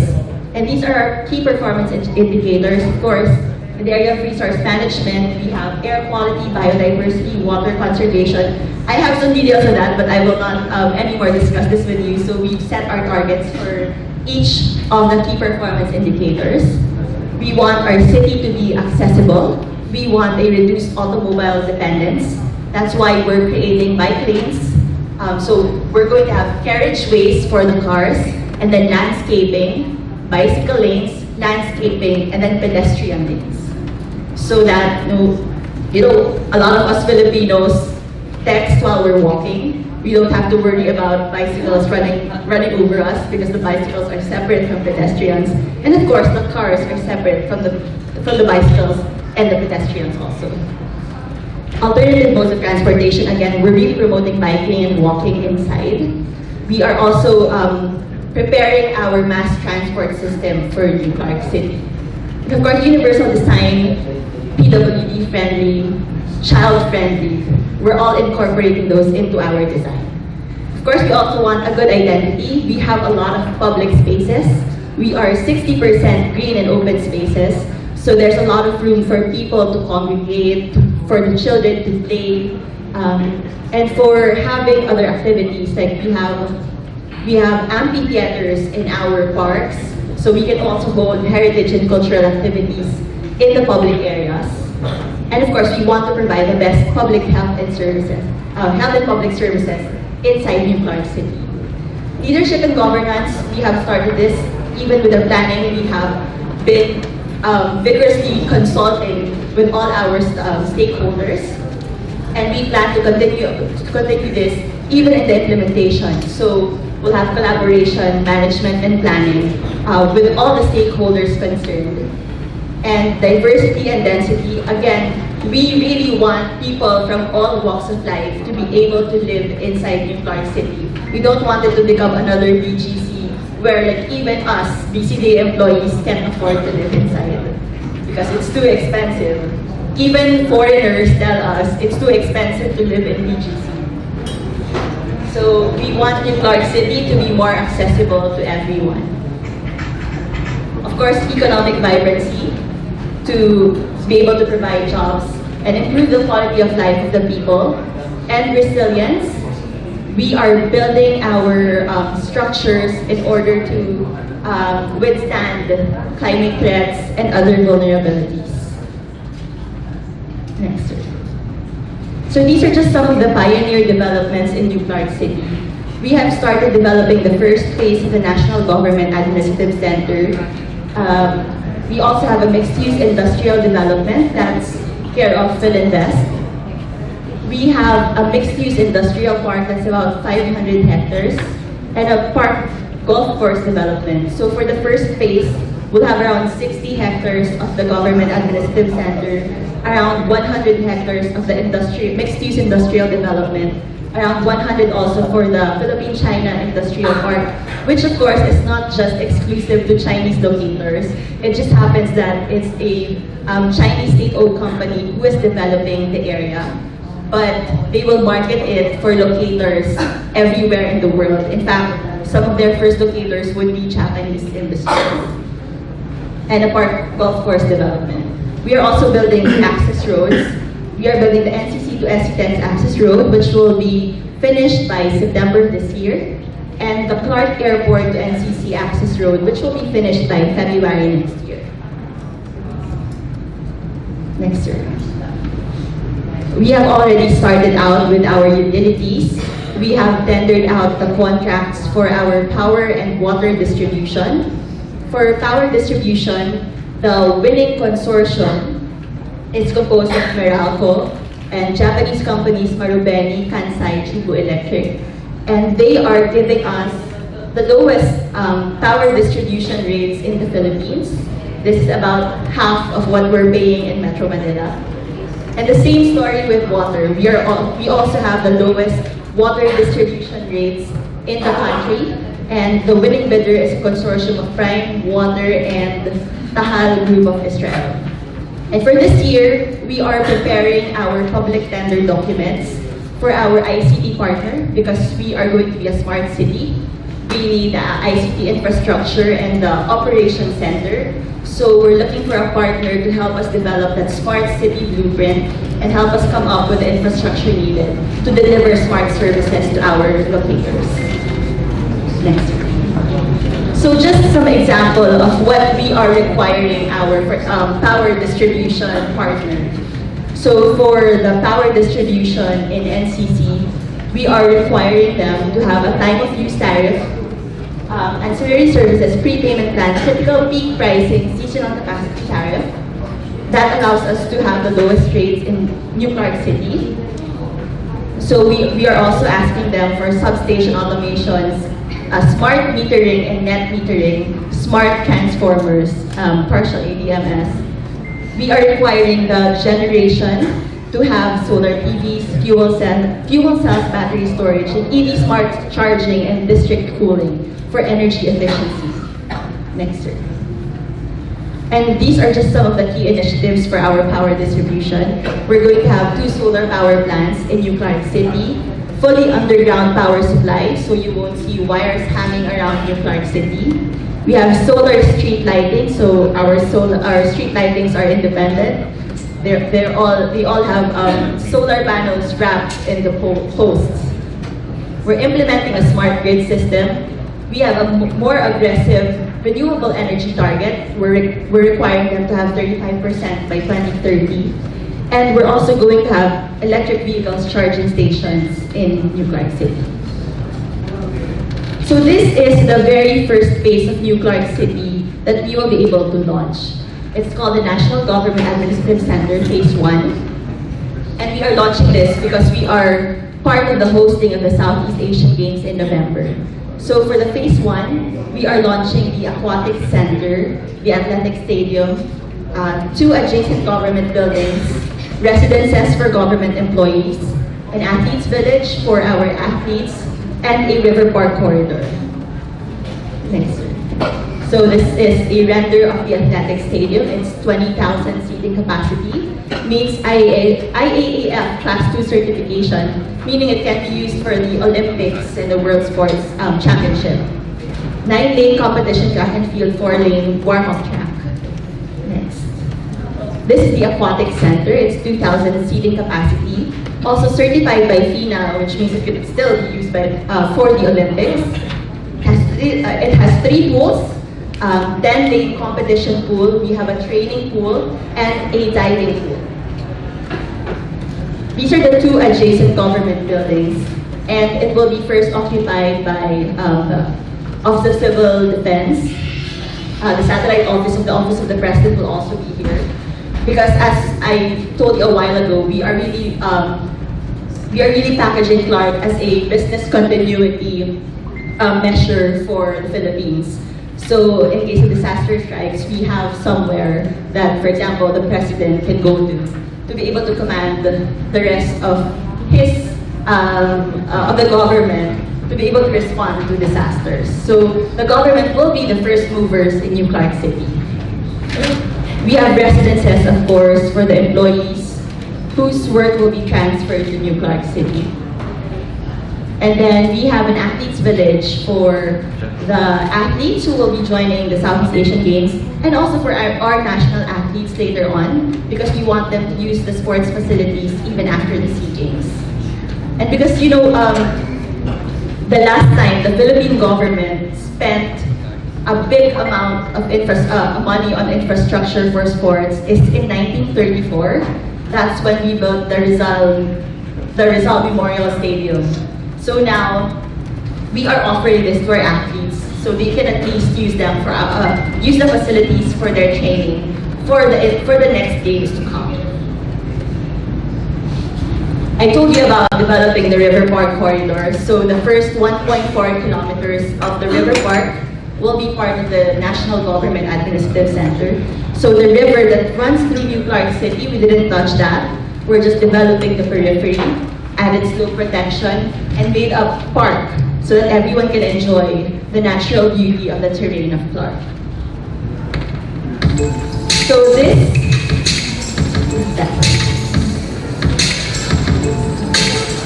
is the longest video of New Clark City. restarted construction in March 2018.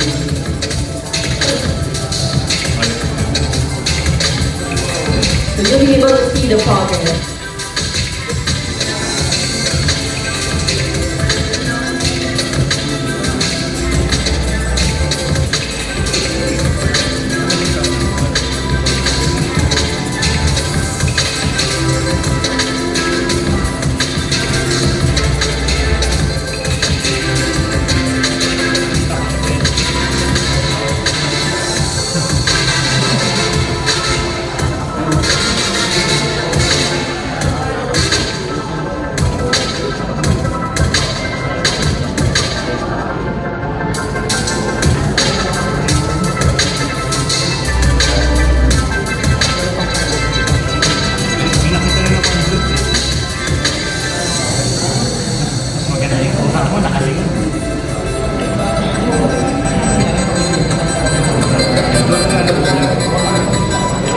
Actually, napagamit na namin sa athletes yung Aquatic Stadium for their training.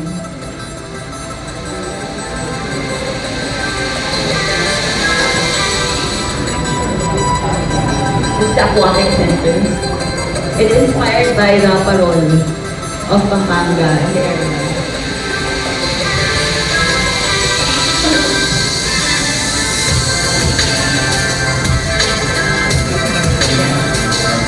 So that's the first phase of the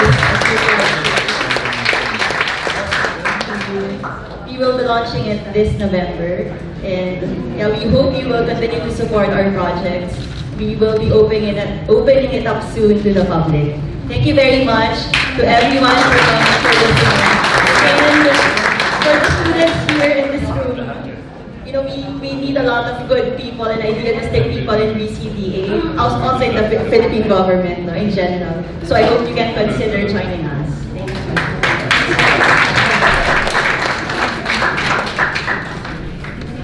Thank you, Attorney Capones. I'm sure that a lot of audience, people here will be considering really joining CLARC in the future. And for all the other NGOs, the CLARC model will be something that we can probably consider also as we develop our cities. May I just request that you just move to your questions, because we will try to go to the next speaker, and at the last we will have a Q&A for all the three other speakers. Our next speaker has been with the United Nations system for quite some time, and he has involved himself in a lot of development works. In fact, our next speaker is in a way quintessential in the sense that he is not only good in development, he can understand science, but he has been into development and the arts. In fact, this person is really good in the arts, no? You should see his painting. He has also been a curator, but at the same time, most of his time, he spent that with local government units.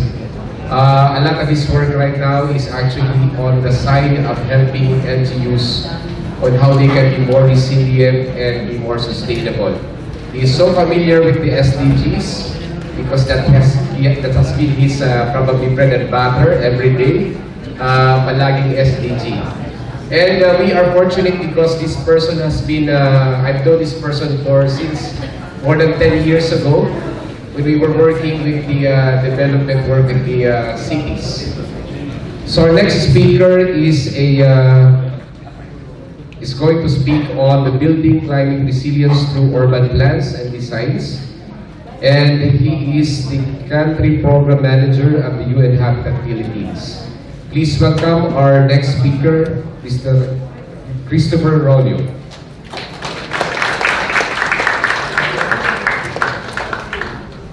Good afternoon. I'm very honored to be with you on a Sunday afternoon. I will be talking about one of the projects that UN Habitat is implementing right now, and with a particular focus on one city, Legazpi City. I heard that the mayor was here earlier, sayang hindi kami nag-abot. But Legazpi is a fertile ground really for testing innovative ideas and approaches. And what the other two speakers before me talk big, no? Metro Manila, and then the Clark. I'll be talking about secondary cities. Because, you know, the Philippines is one of the fastest urbanizing countries in the world. But the fastest urbanization rates are happening now in the secondary cities. And it is in the secondary cities that the planning capacities, the governance capacities are inadequate. So it's a mixture of very fast growth, but at the same time the capacities are trying to cope. And that's where UN Habitat is focusing now. So I'll be talking about climate resiliency in urban planning. Next. So this is a project funded by the German government with the International Climate Initiative. And our main national partners here is the Housing and Land Use Regulatory Board and the Department of Interior and Local Government. We all know that HLURB is now a new department, the Department of Human Settlements and Urban Development. And I was there in the IRR signing of the new department 2 days ago. But with HLURB, we're working with HLURB because we're now actually enhancing the national guidelines on comprehensive land use planning. So the land use planning is quite high pa, no? But operationalizing it and translating it into the daily lives of people might disconnect. And that is where we are trying to enhance the current national guidelines. So to support government in improving policies, regulations, and capacities to adapt to climate change through climate-responsive urban plans and designs. And while we work with HLURB because of the comprehensive land use planning process, and with DILG because of the comprehensive development planning process, we are now demonstrating these approaches in 5 cities. So it's Angeles, Legazpi, Ormoc, Cagayan de Oro, and Baguio. And next.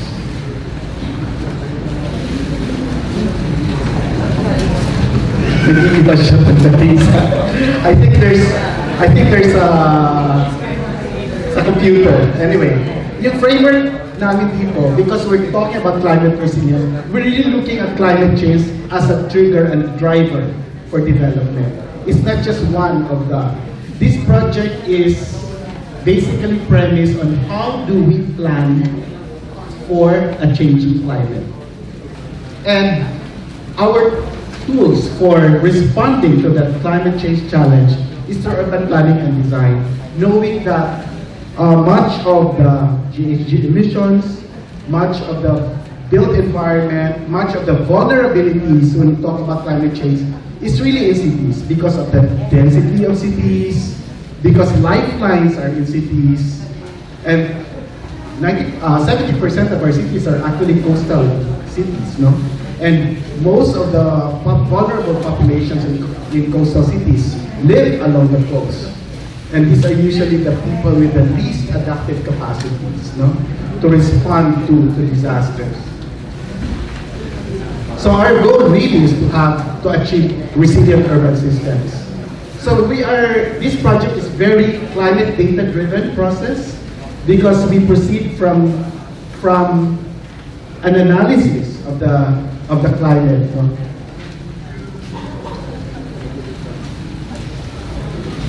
So we were looking at climate trends and projections.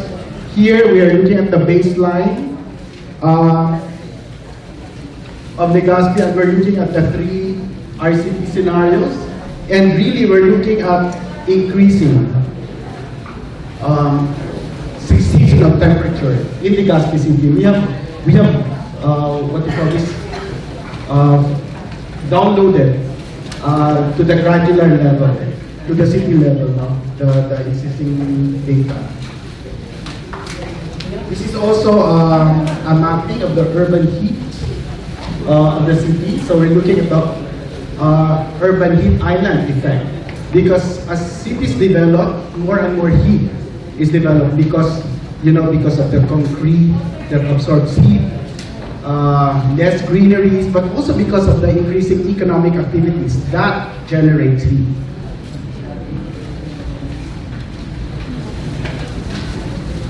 we follow the local climate change action planning process, looking at the different hazards, the different vulnerabilities, and the adaptive capacities within the city through this cycle, no? Starting from understanding what's happening, what can be done about it, and then prioritizing and really strategizing on what matters most, knowing that cities, especially the smaller cities, have very limited resources, not only financially, but also technical, technological resources.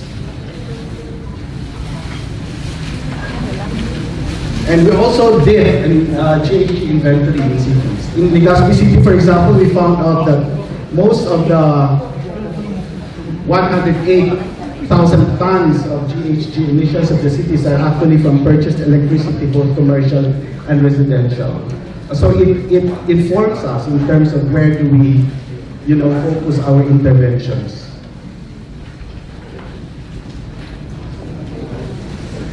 So we employed a number of tools to try to respond to these challenges, and using urban plans and designs to be able to respond to these challenges. So, for example, zoning. When we look at our zoning practice now, we're really looking at just the major uses: residential, commercial, industrial, institutional. But we have to rethink zonings. We have to think of zones as, do we have a sea level rise zone in the city? Because sea level rise is a slow onset, climate change hazard, na hindi natin masyadong na-feel ngayon, but 20, 30 years from now. And that's actually the time frame of development. It's not sudden onset, but slow onset. In the next 20 to 50 years, it will change the face of our urban surface. Do we have a flux-based zoning? Do we have a floating zone? Do we have a zone for reducing our urban heat island, as well as low carbon zoning? So it's not just simply land use, but really looking at the different characteristics of different parts of our city. In coming up with designs, we look at the different guides, informed by the comprehensive and vulnerability and disaster risk assessments at the LCCAP. So we design not just at the city level, but down to the neighborhood and at the site level. We also have certain tools in terms of identifying detention and retention ponds and how to calculate the area that we will need, so to be able to capture, for example, stormwater. And other decision support tools, as well as design standards. Locally, we have Verde, and then we have the LEED. We also looked at climatic planning recommendations and maps, of course, the importance of maps, decision tools, in storm surges, for example, what option or what actions do we use? Do we protect certain areas? Do we accommodate, or do we retreat? Because we can't do anything about it. And we looked at a lot of city case studies that we can learn from. So based on these processes and these different technologies, we saw a marked difference in terms of zoning. This is the zoning ordinance of Legazpi before we did the project. After the project, it doesn't look very, very obvious. But you can see that before, they identify these red ones as the growth areas. Along the coast, they identify the growth area. But based on our analysis, we saw that in fact this area is very vulnerable to storm surges. After the study, the city decided to develop this as more of a green space, more public space. Do not encourage building in this area, and moving the development here up where, it's a higher elevation and it's safer, so less hazard. There also you have the river. You can see that line there. It used to be, you can see a lot of commercial and residential development. After that, they decided to make it more green, to open it up, to give more room for the river, and to avoid, disasters in the future. Next. This is at the more zoomed-in level at the site.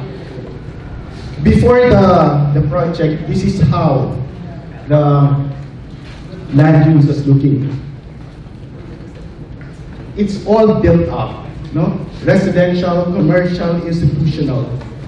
But then, after a thorough analysis and looking at best practices, they decided to, because of the greening of the river up there, that encourages actually more commercial use.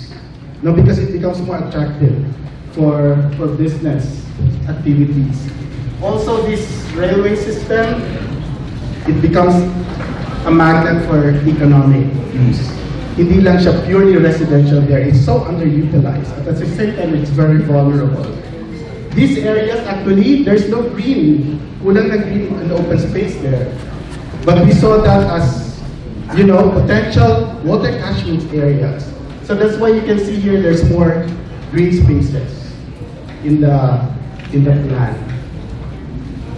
So this is actually for me a very dramatic example of how, by using really specific tools, analytical tools, the maps, science, and technology, it can affect the built environment of cities. Especially here, it's just drawings, but this actually are lives of people, People live there.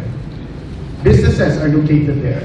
And just by influencing the kind of growth where people should build, where open spaces should be built, it changes how people interact, how development will proceed, in the next decades. So, the project activities helped us rationalize and articulate emerging demand for resilience building tools, technology, and innovative approaches. Some of the areas that we're looking at, and I think this is where the science and technology community can look at. There's a need for wider deployment of early warning systems in cities, and that's at different levels. Simulators for flood, wind, and solar orientation, and inflection for climate-specific urban design. We really study, how the sun moves within the day so that you can see where shadows are cast by buildings. And because that can improve the quality of life and the temperature of the urban environment. The exploration of emissions or heat-combating construction materials for infrastructure and surfaces. The systematic capture of rain across urban scales. We're talking about rainwater harvesting at the household, at the institutional large buildings level, but also in terms of how we design our water systems, our water flows. Data capture systems, this is where ICT comes into play, and GIS software, the smart cities, and systematized updating of built spaces. I put built spaces, and in fact, I would like to say something about green public open spaces. Earlier, our presenter from MMDA said Metro Manila is actually only has less than 30% public open spaces, and that includes streets already. Globally, based on UN Habitat study, for a city to function well, it has to have at least 50% public open space, 30% streets and the road network, 20% the rest of the public spaces like parks and other public facilities. I'm very glad to know, of course, that BCDA even exceeded that and targeted 60%. So that really makes them global class, a class above the rest. I hope you can maintain that as the city progresses. And then time series urban thermal mapping and monitoring, and climate scenario building, as well as other tactical approaches to generation of renewable energy.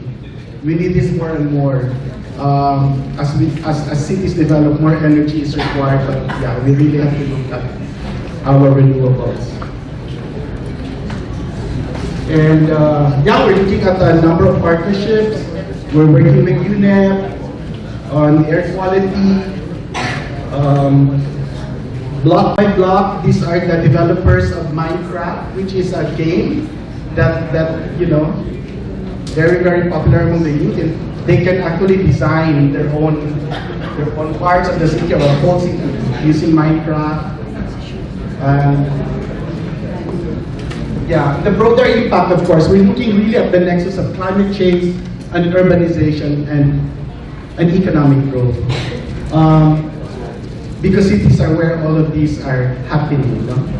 And ultimately, looking at the sustainable development goals, because all of these actually will have to redound to the improvement of our quality of life, of the people, of the planet, of our prosperity, you know?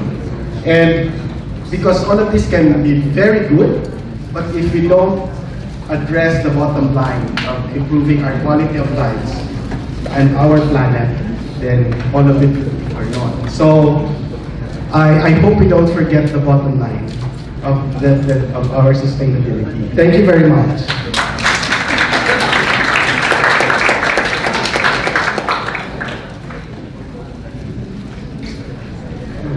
Thank you, Chris. And from the more theoretical and framework-oriented, we go to another exciting and last discussion. Our next speaker is actually very close to NRCP because he is not only a regular member of the National Research Council of the Philippines, but he was actually a past president of the National Research Council of the Philippines. If I'm not mistaken, he was the youngest who became the probably good-looking as well. Right now, he is connected with the De La Salle University as a professor, full professor. At the same time, he is an academician at the National Academy of Science and Technology. One of his main involvements, of course, with DOST and NRCP at the moment is that he is the current chair of the city's sustainability project under the Future Earth Philippines program. Without much further ado, we have now the last but not the least speaker, the dynamic and very how do we say it? Handsome daw eh. Okay. Please welcome Dr. Alvin Culaba.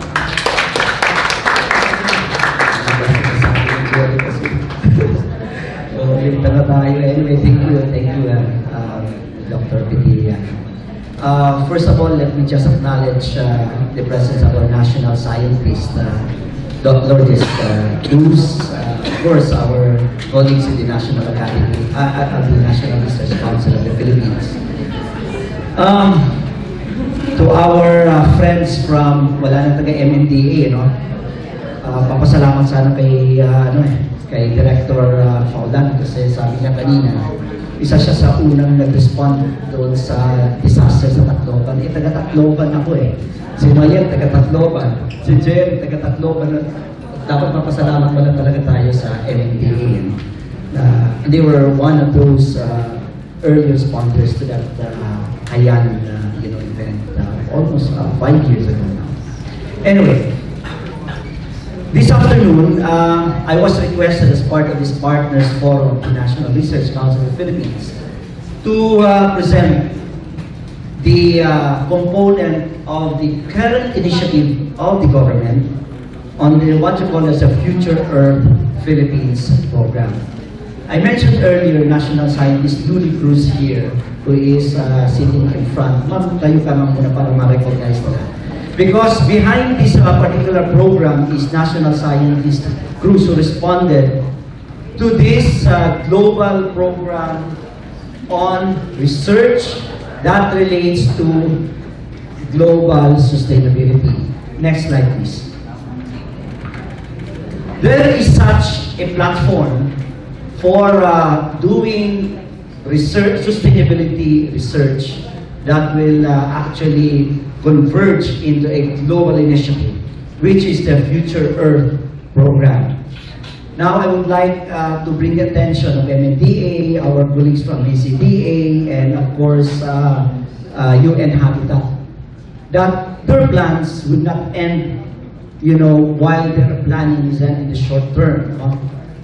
We were excited. I was so excited about the BCDA, plan. Very, very futuristic, And I'd like to see how our science community can be engaged in your sustainable or smart, plan of the city. Because at the moment, what we are trying to do in the science community is to develop a framework for urban sustainability. Okay, next slide, please. The platform for global sustainability research has been brought down to the Philippines under the Future Earth Philippines program, currently implemented by the National Research Council of the Philippines, but a program of the Department of Science and Technology through the National Academy of Science and Technology. Primarily to provide a means of a scientific and social basis for policies to better coordinate, for better coordination and more rapid and effective responses to the current challenges that impact on human well-being, national survival, and sustainability. And second is to improve citizen action. It is very important in our development that we involve, the stakeholders, primarily as we journey towards sustainability and resilience. And I'm very happy that two of our colleagues from UN Habitat and Clark, or the BCDA, are already building, communities, a sustainable and resilient community. And probably this could be a good platform for you to engage with the scientists on how we can help or we can work together or collaborate for future, sustainability and resilience. Next slide, please. Our group of scientists has been doing a series of consultation with the various stakeholders to address the sustainability of urban, communities. While we, recognize Clark at the moment, is still a small, city. With your development, it will become a mega city. The way I see it, it will lure a lot of people, and I don't know how the population there would be controlled, in the future when you start providing better access, to the place. No? So sustainability will always be an issue, and we thought that from our discussion there are key important components that we need to consider if we need to develop a sustainable urban community. One, governance. BCDA, urban habitat, where you're looking at Legazpi, for example, you will always go down to the governance thing. If those places or areas will be misgoverned, okay, I'm sure it will never be sustainable. We have seen that in the major cities in the world. Okay, so even in Japan, Korea, in Singapore, it's just because there is good governance. So this is very important. So we need to involve our social scientists to ensure that governance in those communities, are properly addressed. The other one is bringing technology. Technology doesn't work all the time. There are appropriate technologies for a certain place, or Here, the program for the Future Earth Philippines is for the entire country. How we wish, each part of the Philippines would have a plan like BCDA. if you can actually,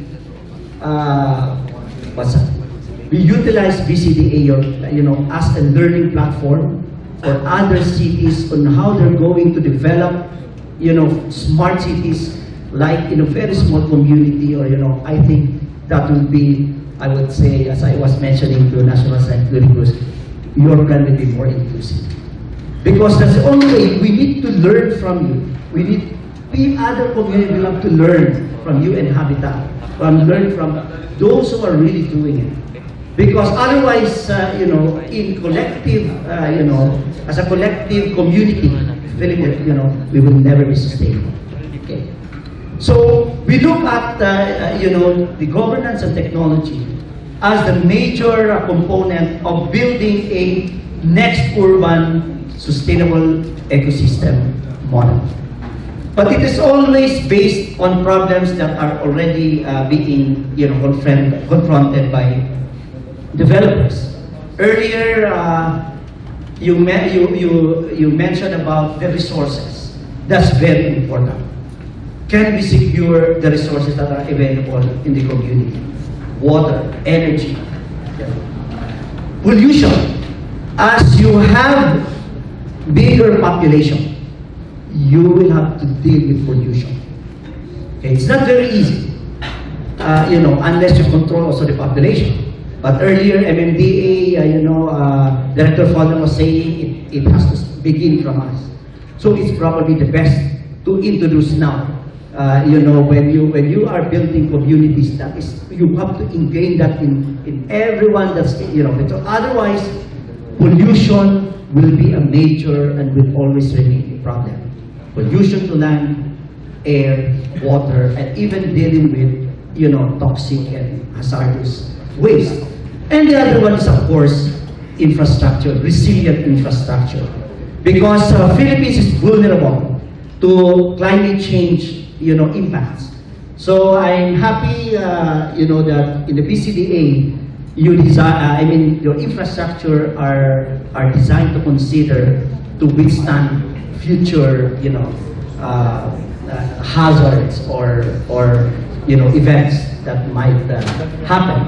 So those are important, problems that we are confronted currently in dealing with building urban, communities. But if we are able to develop a model for that, then that is what we actually want to achieve, Sustainable Development Goal number 11. So to be able to sustain our growth, we need to achieve, there are 17 Sustainable Development Goals. But of course, not all of them may apply to us, but at least for our purposes in this particular forum, we are dealing with sustainable cities and communities. In the SDG, that is number 11. That's the bottom line, as our friend from UN Habitat has already, mentioned earlier. And of course, we're looking at the building of these communities that would actually benefit our barangays, cities, and communities. And again, in the BCDA, you have small barangays and communities. I think they have to grow with you. Because otherwise, makikita rin natin na naman yung difference ng community ng BCDA, New Clark or Clark, to the peripheral communities. So if that particular community will have to develop, it has to be sustainable, and therefore you have also the periphery, communities that are peripheral to your, And of course, you have businesses and urban, because it will always attract your, it may not be inside your community, they will be around you. So that becomes and that will affect the sustainability of the community. I remember, the picture that you have shown about the BGC. We used to go there before when there were no buildings yet, and I thought, oh, this is a nice place to live, to walk around, But now there's not many spaces to sit down and and look at the sky, So So it can change. But your development BCD is very exciting, and we like the plan, you know. But you're looking at businesses, and you know, in the Philippines, more than 99% are micro, small, and medium enterprises. So if we are looking at a sustainable community, then we also are looking at this, you know, sector that will benefit from a sustainable. So we have to take care of them. Otherwise, we will again create, you know, for sustainable. So in our model, we try to analyze using, you know, urban sustainability problem tree analysis. And I don't like to, you know, it's a lot of work, you know, a lot of thinking, you know, but basically, looking at unsustainable urban communities, we are actually focusing on three things, no? On the resources, on the pollution, and the infrastructure, as I have already, you know, earlier. Because according to the DOST, sabi nga nila, if you have a nice development in a city wherein, sabi nga, mangyari yung, yung Mount Pinatubo eruption, it will cover the entire cloud with ash and, you know, and what do you have after? Diba? Parang gano'n yun, no? So, yung effective climate change is longer term. Pero yung mga natural disasters and disasters are immediate. It can cause immediate lives. It can cause, you know, property, damage to property. So, importante yung infrastructure na yun, especially ICT infrastructure. Can you move? Can you go back to that, please? Yeah. Just like what has happened in Tacloban 5 years ago. That was 2013. Okay, November 8, 2013. Yung infrastructure natin for communication, for example, was really bad. That, you know, immediately when that actually happened, they were disconnected. And yet, it is a city that is in a civilized, and yet we were not able to communicate. Our relatives, etc., you know, took us days, weeks, you know, before we can. So the infrastructure, even for communication, has to be really very robust. So for unsustainable communities, all sorts of problems can arise. Okay? That's why we really need to approach it holistically. We have to really study very well. And that is actually what the Future Earth Philippines program is actually doing. Involving the scientists and the stakeholders to work together to really look at what could sustain a community who is not as endowed as other, you know, communities, but just the same has to be sustainable. Next slide, please. Okay, we try to, you know, go deep in each of these, but I don't want to spend up time. You know, there will be many opportunities that we are going to report the development of this program. Next slide, please. Energy. Okay. Kanina, maganda rin ang program talaga ng BCDA. They're going to use solar, no? You're using solar or renewable, you know, energy, you know, sources. So again, there are many developments, you know, in this particular area. That's what we are trying to look at. Next slide, please. Water is a major problem. Next slide, please. Of course, pollution from vehicles. Probably you'll be using electric vehicles, or, you know, run by, you know, or renewable energy sources for your power plants, or, I don't know, for energy sources. Next slide, please. For water pollution. Next slide. I don't want to dwell too much, you know, details. Next slide, please. Next slide, please. Okay. Those earlier, mga diagrams are a result or a continuing work that we're trying to study, along with, you know, the major stakeholders. So we try to investigate. So at the moment, what we came up as our integrated solution to this are to actually introduce certain what you call as knowledge to action programs. Based on what is known by scientists and what technologies are available at the moment, we are able to come up with some ideas on how we can introduce new, ways to develop sustainable, communities, from smart and urban farming to disaster resilient and sustainable urban communities, sustainable transport systems, even the projection of how much energy, for example, would PCDA would need in the next 10, 15, or 20 years, or Legazpi, for example. So we try to project and do some kind of foresight, but that is in the light of a national, program. Urban, pollution and waste management, as well as technology for clean energy and clean water, including the treatment of waste water. Next slide, please.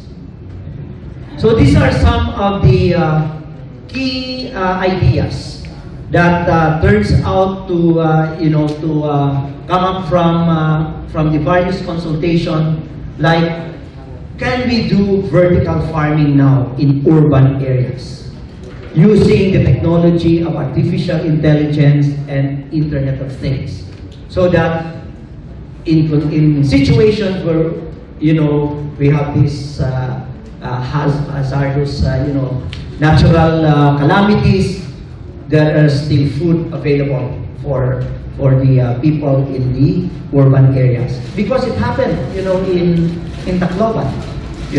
They did not have access to food during the time, water, etc. We need to know, the energy demand, so that we will know what particular technology would be needed to provide electricity or power for a particular community, using different techniques or models, such as, some scientific methods. We are trying to also come up with what you call as the urban wastewater treatment and power generation technology. Currently, there are already state-of-the-art technology that are being utilized in other countries, such as the microbial fuel energy cell, wherein you treat wastewater and generate energy or fuel cell, and you use algae as a source of your oxygen. And this has already worked in some areas. So we are trying to look at those type of technologies, because they fit on small communities. And of course, transport systems and networks, and resilient ICT platforms or infrastructure. At the moment, this is still being discussed along with the 3 other components of the Future Earth Philippines program, which is on the marine and biodiversity, agriculture, and forestry. Is it forestry? Terrestrial, and of course the social component, of the program, which is also headed by Dr. Sumaykay Saino here. So we have formed a team. But this is just the core team. But there are other, collaborators, involved. So this is we are now entering the second phase of the project. Hopefully, we're ending the first phase, the first year in December. Okay, so we're actually finishing the first phase of the project this year, December this year, and move on next year for the second phase and the succeeding phases. In fact, in the last annual meeting of the National Academy of Science and Technology, our Honorable Secretary de la Peña made it clear that there are 2 major projects of the science community, which is in science and technology foresight and the Future Earth Philippines program. So I hope that our colleagues from UN Habitat and BCDA, we can work closer with the science community so that we can learn from each other on how we can come up with a sustainable model for urban communities. That's all that I have for this afternoon. Thank you and good day.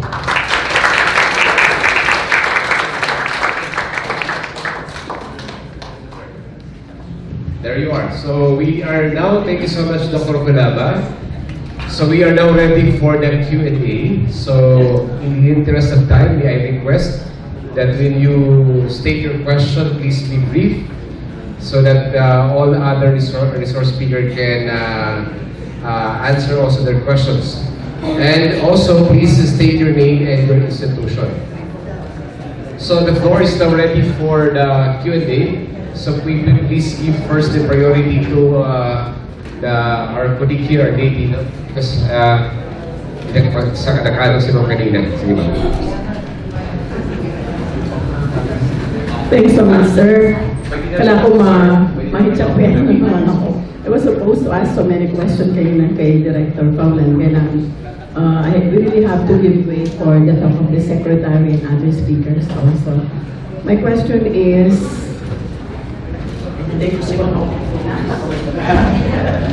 my question is addressed to Attorney Capones of BCDA. Magandang hapon po. I am Professor Divine Reyes. I am from the academic and the media.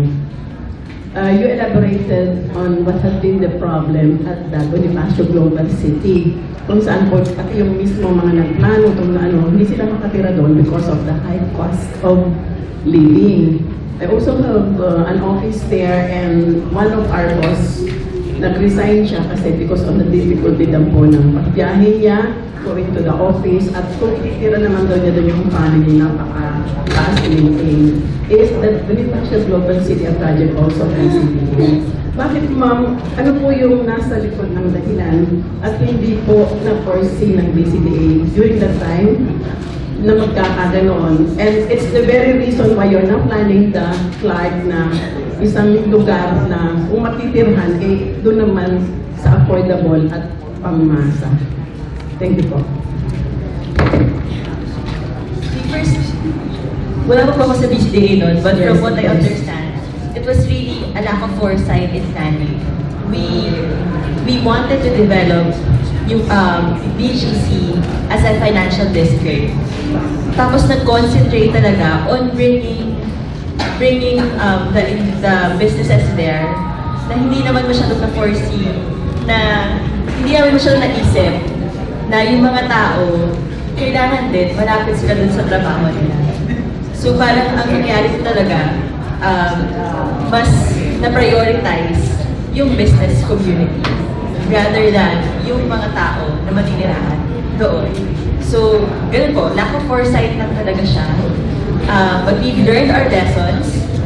We have continuously been observing how we can improve, even sa BGC po, if you know this, we have some improvement projects. Nagtayo na rin po kami ng bike lanes. But all these, remedies na lang siya. But we have been observing what's happening in BGC. We've been taking down notes just to make sure na hindi na same problems po yung mangyari sa Clark. Okay, thank you. My next question is for Dr. Alvin Biculaba. So I was attracted on the part of your talk about the ITMAS or the Adaptive and Intelligent Traffic Management System. Yun po ba ay naisasagawa pa lang? At sino po ang particular na tanggapan ng pamahalaan na makikipag-collaborate para ito po ay maipagpapalala?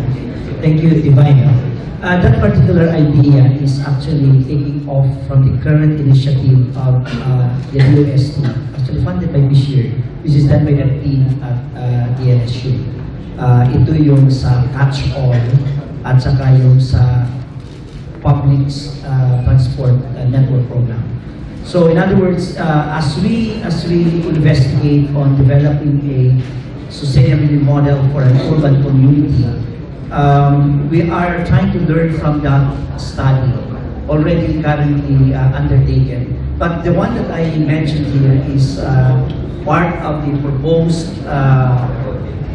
project that will fall under the Future Earth program, Philippines program.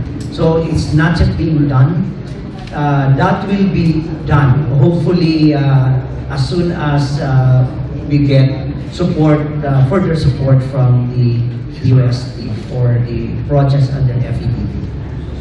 Thank you, Dr. Gulama. I still have other questions, but I'll give other participants the chance to ask also. I may come back later. Thank you, sir. My question is addressed to Attorney Apones. Ano pong latest ng ating mga sports complex? And yung budget po ba yun yung kasama dun sa inapruba ng Kongreso? Thank you. Yung budget po for the sports facilities are included in the 2019 GAA. Status po nila ngayon, matatapos po namin yung sports facilities by the end of August. Yun po yung magiging official turnover sa amin ng contractor. And then we will be holding test games to make sure po na okay yung facilities for the games. And even for the athletes village, sisimulan na po namin siyang patirahan dun sa mga athletes by September.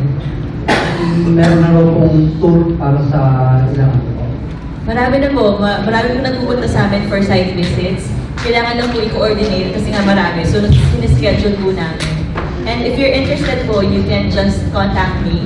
You can arrange for a site visit. Thank you po. Isa daw po. Yes, ito muna po tapos doon. Bale, 3 questions po para tig-isa na lang po. Bilis lang po. For Attorney Capones po.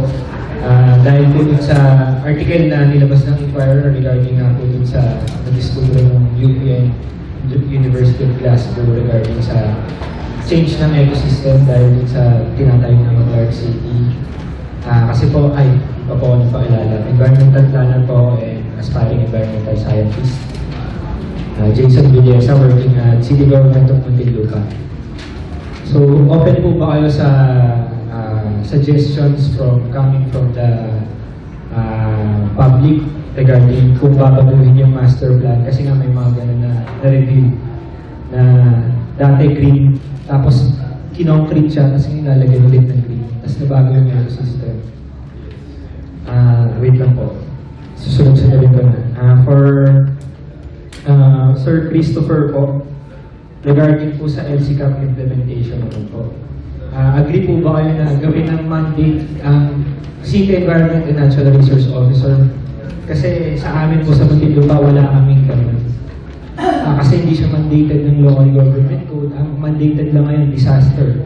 So sa ibang cities, disaster na siya, tapos enro pa siya, tapos tourism pa siya. So, yun lang po yung tanong kung mag-a-agree kayo doon. Kasi yung LCCAP may sariling batas din si disaster. Tapos ang daming plano sa city. Ang mandated lang din, ang license lang dapat environmental planner para sa planning. Then for Dr. Alvin po, agree po ako dun sa mga suggestions niyo po dun sa urban sustainability. So, ang question ko lang po, para po kasi ma-achieve yun, kailangan ng good governance eh. So, agree po ba kayo kung amendahan natin yung constitution para mas makapagluklok tayo ng karapat-dapat na uupo dun sa pwesto po? Yun lang po, salamat. I answer this question. Yes, we are very open to other people reviewing our plans. Actually, when that Inquirer story came out, we reached out to them and asked them for a copy of the research that they were citing. Although hindi pa rin nila binibigay sa amin hanggang ngayon. Pero kasi nga meron silang sinasite na research by the University of Glasgow and UP. So we already asked for that para ma-review din namin. But yung sa change in ecosystem, of course in every development, may makakonkretize talaga kung kailangan gawin. Pero yung sinasabi ng change in ecosystem, I think nakita nila yung unang-unang master plan na, well, I'll just disclose na meron talaga yung river, ginawa ng master planner na parang i-engineer siya para ma-maximize yung land area. Tapos parang i-engineer yung river somewhere. But we didn't follow that. Ang ginawa namin, nung binigay sa amin yung master plan na yun, pina-review namin. One of the reviewers was the Asian Development Bank, and they conducted a river study, also through a grant, and then they told us that this is the better intervention. Just follow the course of the river, tapos no-build zone siya para, when the river rises, walang maapektuhan. Pero pag mababa siya, people can enjoy it as a park. So that's what we implemented. Kaya kami may river park corridor actually, because we just follow the natural course of the river and implemented a no-build zone around it. So yun, kung may suggestions, we're open to it. Actually, we receive a lot of NOIs din na hiningi yung plans, and we get around it. On the Centro and LC Camp in question, in fact, we really advocate that the Centro should be a position in the City Hall.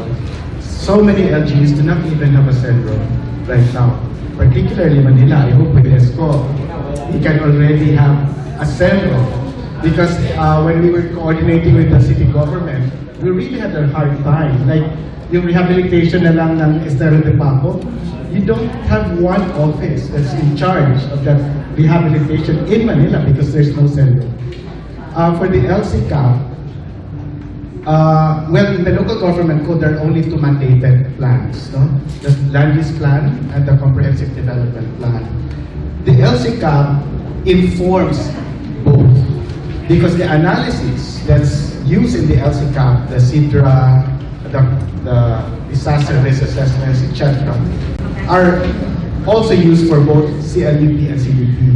But LCCAP, in some instances, is necessary. For example, if you want to access the People's Survival Fund, you need the LCCAP. If you don't have an LCCAP, then you cannot because it's a requirement. But I think when it comes to all of these plans, the rationalized planning process actually suggests that you just take off from one united, comprehensive ecological profile, right? And all the other plans proceeds from there. What happens is, yung different plans do their own analysis. Hindi siya nakabuo. Dapat isang analytical process lang yan eh. And then, it spins off into the different plans, like including the gender plan, including the disaster plan, and all the other solid waste management plan, and the health plan. No? Thank you. Jason, sa tanong mo naman sa akin, open and basta, it is always based on an informed decision.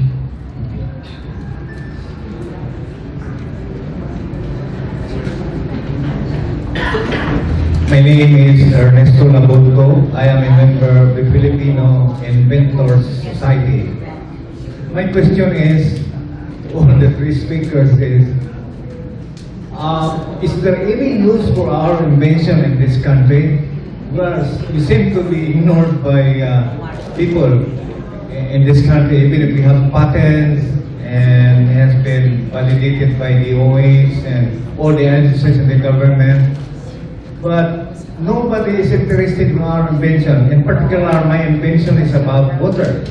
You can turn flood water, runoff water or storm water into potable water in minutes without electricity, and maybe it do it yourself type, like a micro-sized MWEC. Everybody can make their own water.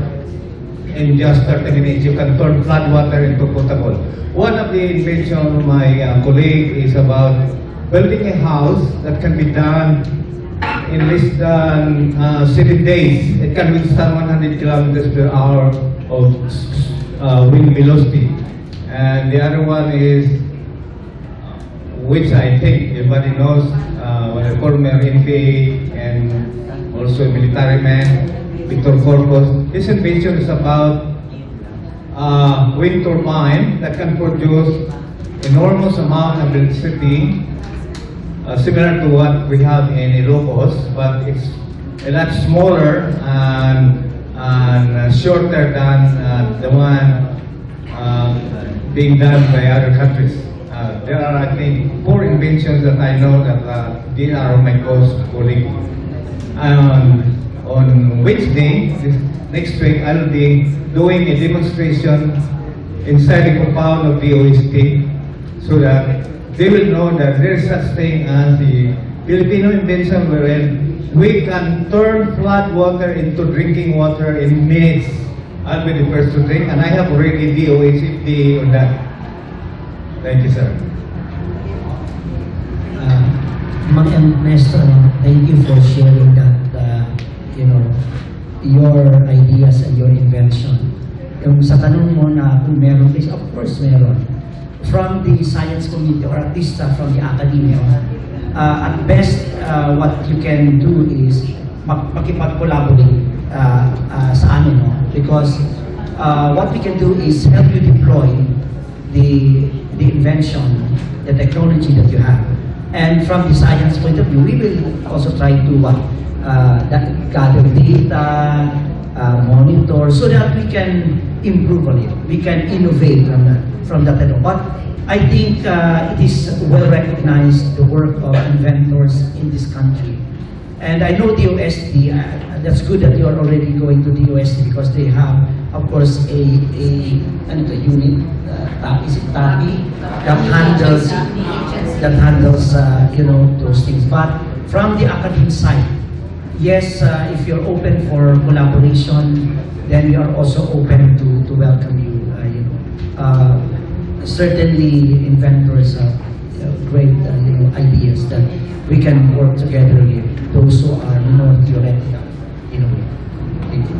Great, thank you, Dr. Gulawan. Good afternoon, everyone. My name is Paul, and I'm from the private sector also.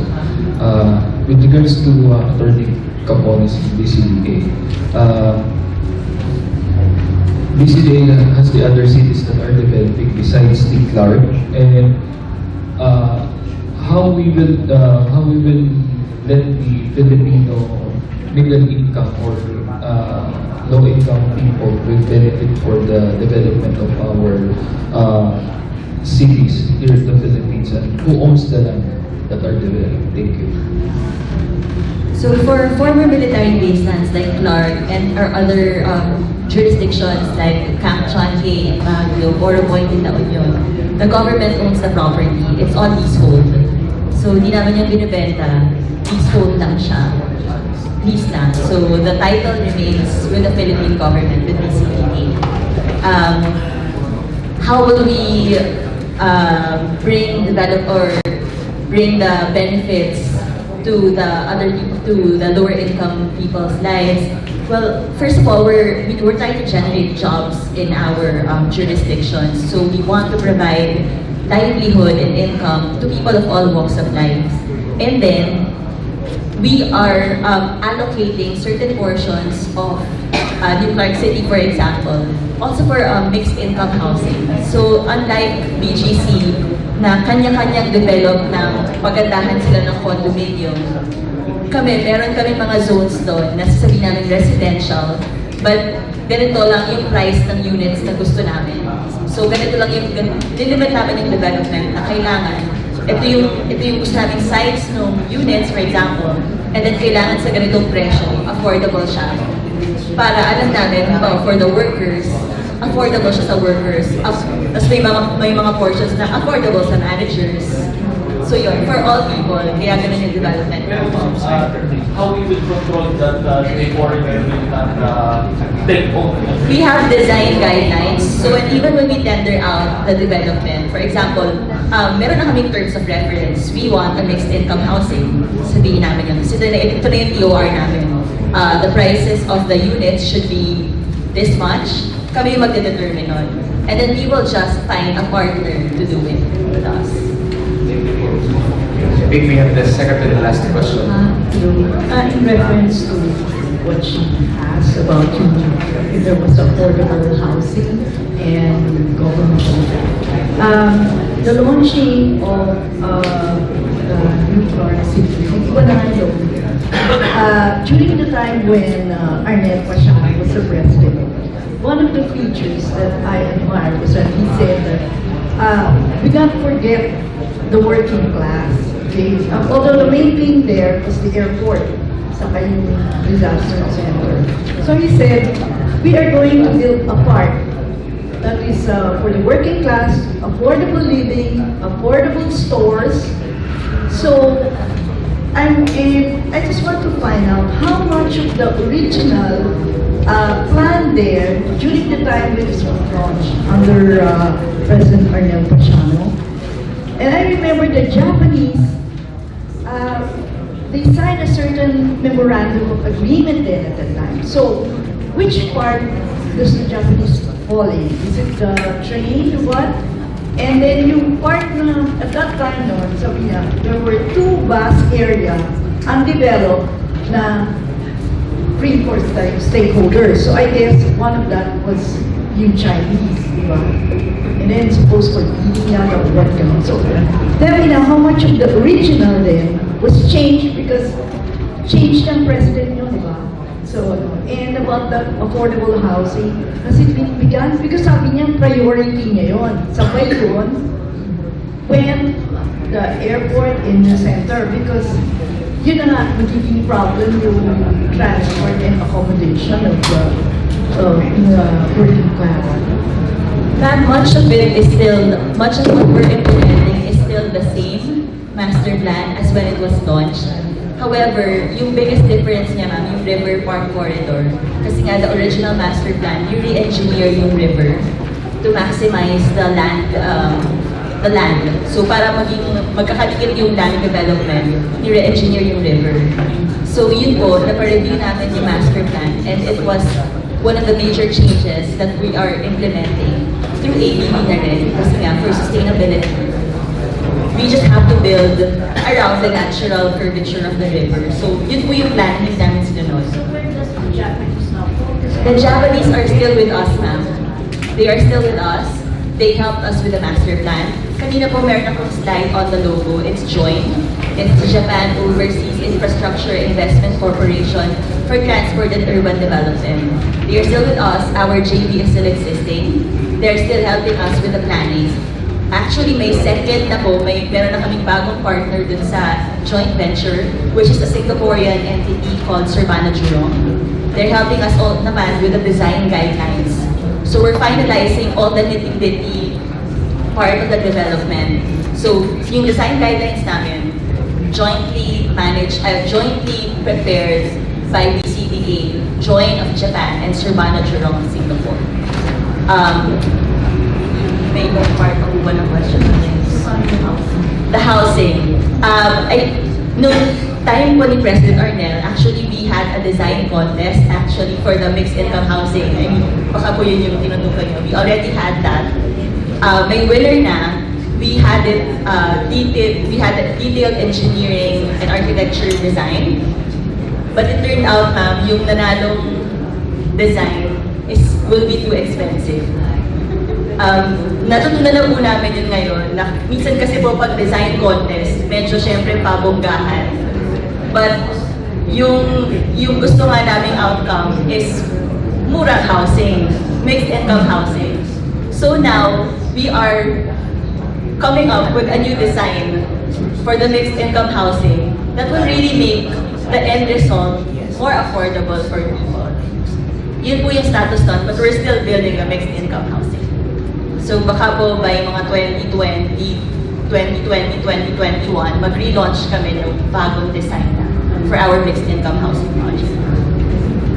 Okay, salamat po. And we have the last question.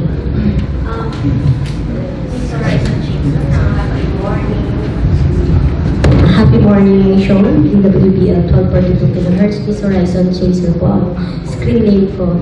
Hindi naman po ako architect, hindi engineers, hindi rin ano po. So, pero meron, dati ko pong mapangasawa is architect. Ngayon po, medyo may alam din ako sa master planning, ganyan. Naririnig ko, ito nga, yung marami nga po natin, siya dapat ang master planning noon. Pag uwi niya is heart attack dahil napagod. Siya po talaga yung aking fiancé. Anyway, okay na po yun. And ngayon, ma'am, attorney, sa Clark, sabi niyo nga po, isang pagkakamali yung nangyari sa Global City dahil masyadong mataas yung lifestyle ng ating mga employees, medyo malayo at nahihirapan. Kasi nga naman, naging issue din po talaga sa mga architects and mga gumagawa nitong master planning. Kasi dapat ang nasusunod talaga, architect first, para lahat po yan, napagplanuhan po nila lahat pababa. So, ang nangyayari po daw po kasi minsan is, nangingialam yung iba na hindi naman sila ang gumagawa ng master planning kasi lahat yan, yung pinaplano nila, yung ultimo yung paraan ng pamumuhay, kung sino man ang mga empleyado, lahat po yan. So, advance pa nga ng 20 years, ilang years, no? Pag gumagawa ng master plan. So, etong chart po natin, sino po ang architect at talaga bang ilan po sila para mapag-aralan ng mabuti para hindi uli mangyari itong global city natin. Dahil marami talagang problema nangyayari dyan. Maganda naman tingnan at nagbibigay sa atin ng ekonomiya. Pero, syempre, patuloy ang pag-develop natin, build na yan. And, hindi rin nasusunod kapag may nangingialam. Kaya ang tanong ko is, gaano kayo kaselan para doon sa paggawa ng master planning? Salamat po. For our master plan, yung GP namin with Joy and Sir Manager Longnao, we engaged the services of AECOM. It's a top engineering firm in the US. And Nippon Koy, also a top engineering architectural design firm kasi marami pong components yan. In Japan naman po. So sila po nagpadala ng teams na composed of architects, engineers, urban planners. Yun po yung gumawa ng comprehensive master plan namin. And then, we also had it reviewed, as I said a while ago.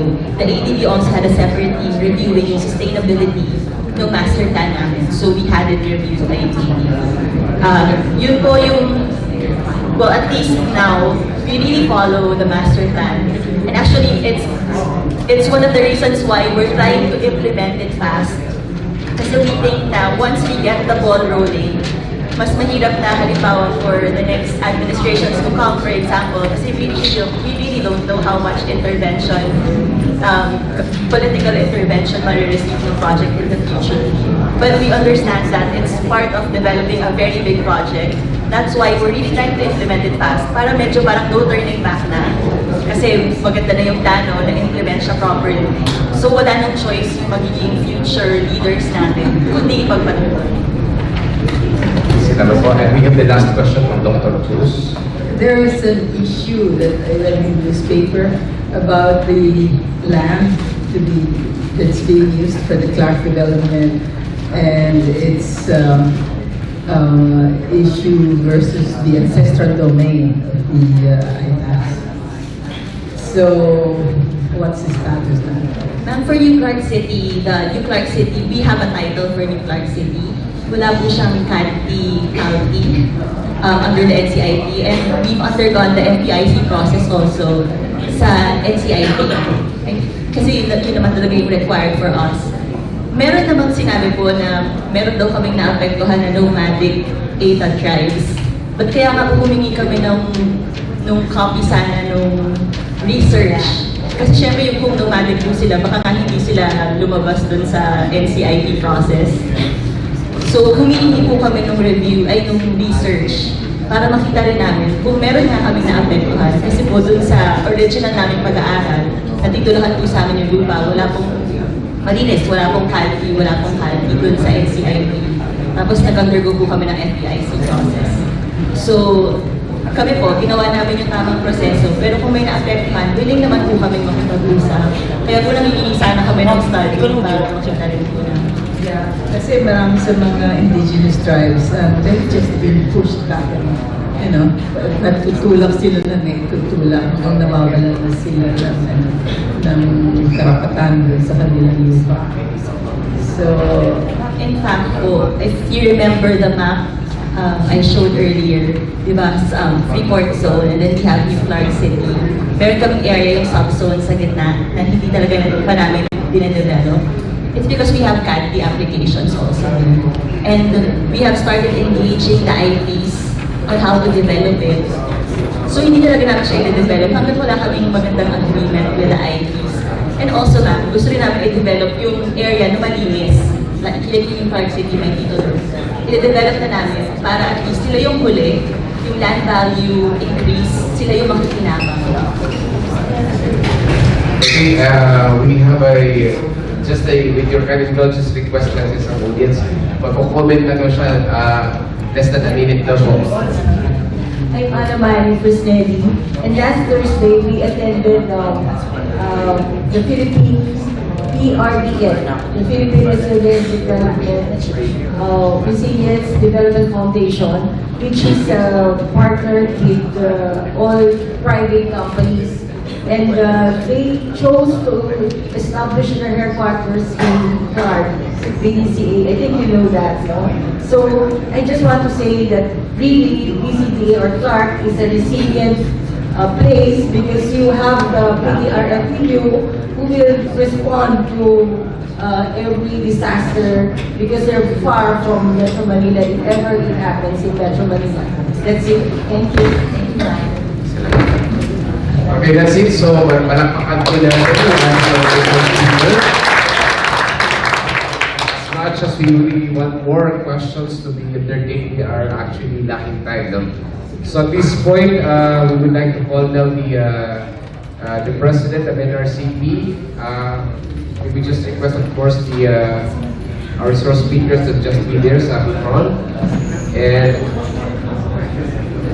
we will give first the certificate of appreciation. Of course, we'll be with us with Dr. Razan and Dr. Mayen. Can we have the certificate, please?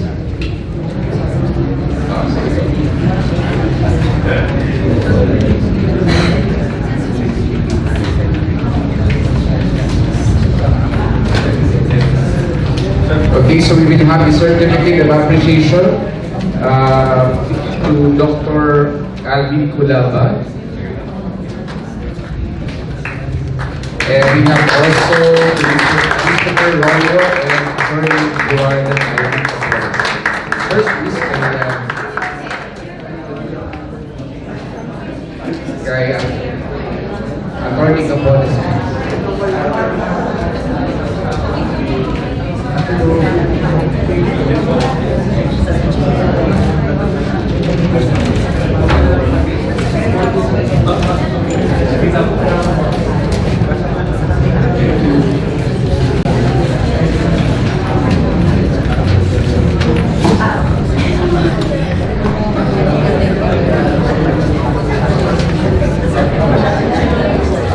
And may we request Mr. Christopher Rollo to please come forward.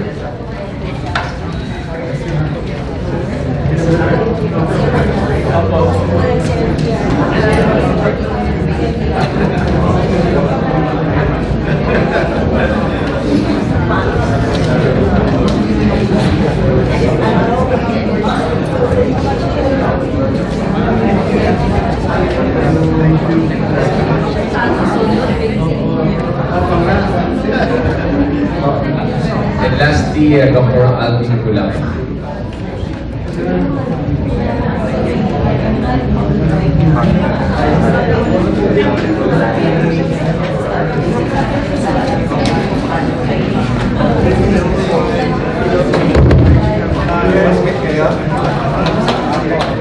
Okay, thank you po.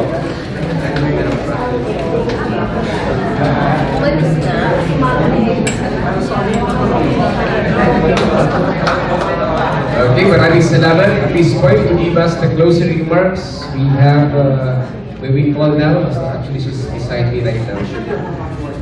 Dr. Mayat sumagay sa NRCP. Thank you. I know nagmamadali lang po tayong lahat. Are we winners today? Hindi lang dahil si Senator Pacquiao ay nanalo, but because we gained partners and we gained new insights. So may I just tell everyone that the National Research Council of the Philippines is honored, and we are really pleased that you attended this forum. When NRCP was given the task to lead the Cluster 6 on sustainable cities and communities, we planned for 3 forums. Mini Cities Forum, which happened the past 3 days, and then a Mayor's Forum this morning, and a Partners Forum this afternoon. So marami po tayong nagkwekwentuhan na rin sa tabi while we are Please, can you just have, sige, excited po sila. But anyway, let me go on. Because sa cities cluster po natin, we had mini cities forums. And we invited the cities of the Upan, Kaibigan, Butuan, and Iloilo. So they're very excited. So while we are going on, they are noisy. But anyway, we have all the other aides with us. Because I just want everybody to know that we are very thankful. And we have partners. So the cities that we featured in this NSTW, there are 9. Dagupan, Butuan, Kawayan, Iloilo, Davao, Tacloban. We also had Bigan, of course, Marikina. So there were 9. And we had speakers in the mini forums, Bigan, Butuan, and Iloilo. We also had an intramuros administration. And this morning, as you saw, some of you, we had other speakers, Quezon City, Bigan, and Legazpi. So, of course, I want to recognize one of the participants who was there from the very start. The name is, hindi ko makita yung buong pangalan. Pag-isabi siya. David Marie Makatangay. So David Marie Makatangay is a BS Applied Physics student of UP Diliman. And I was asking him why the interest in governance in cities, and you are in an applied physics. Well, as I've been living my life a short while, 18 years, I realized that life is more than just about you. You should not enclose yourself in one field. For example, I'm interested in science, not the science we know it today, but the science we know it as the Greeks. The Greeks were involved in developing their cities, in developing humanity, in developing every other part. If you are a scientist in history, you are also a scientist in geography. You know a lot of things, and that's why I'm interested here, because I believe science is not just biology. Science is not just about chemistry. It's about you and me sharing what we know. And the reason why we're specializing is because, in the words of Dr. Regulacia, you can't be an expert in just one thing. You can't be an expert in everything. So what you know, what I know, if we share it together, we will be able to push forward. And so really, in my foundation in education is the Johari Window Model, which I wish to share with all of you. There are things that I know that you will not know. There are things that you know that I do not know.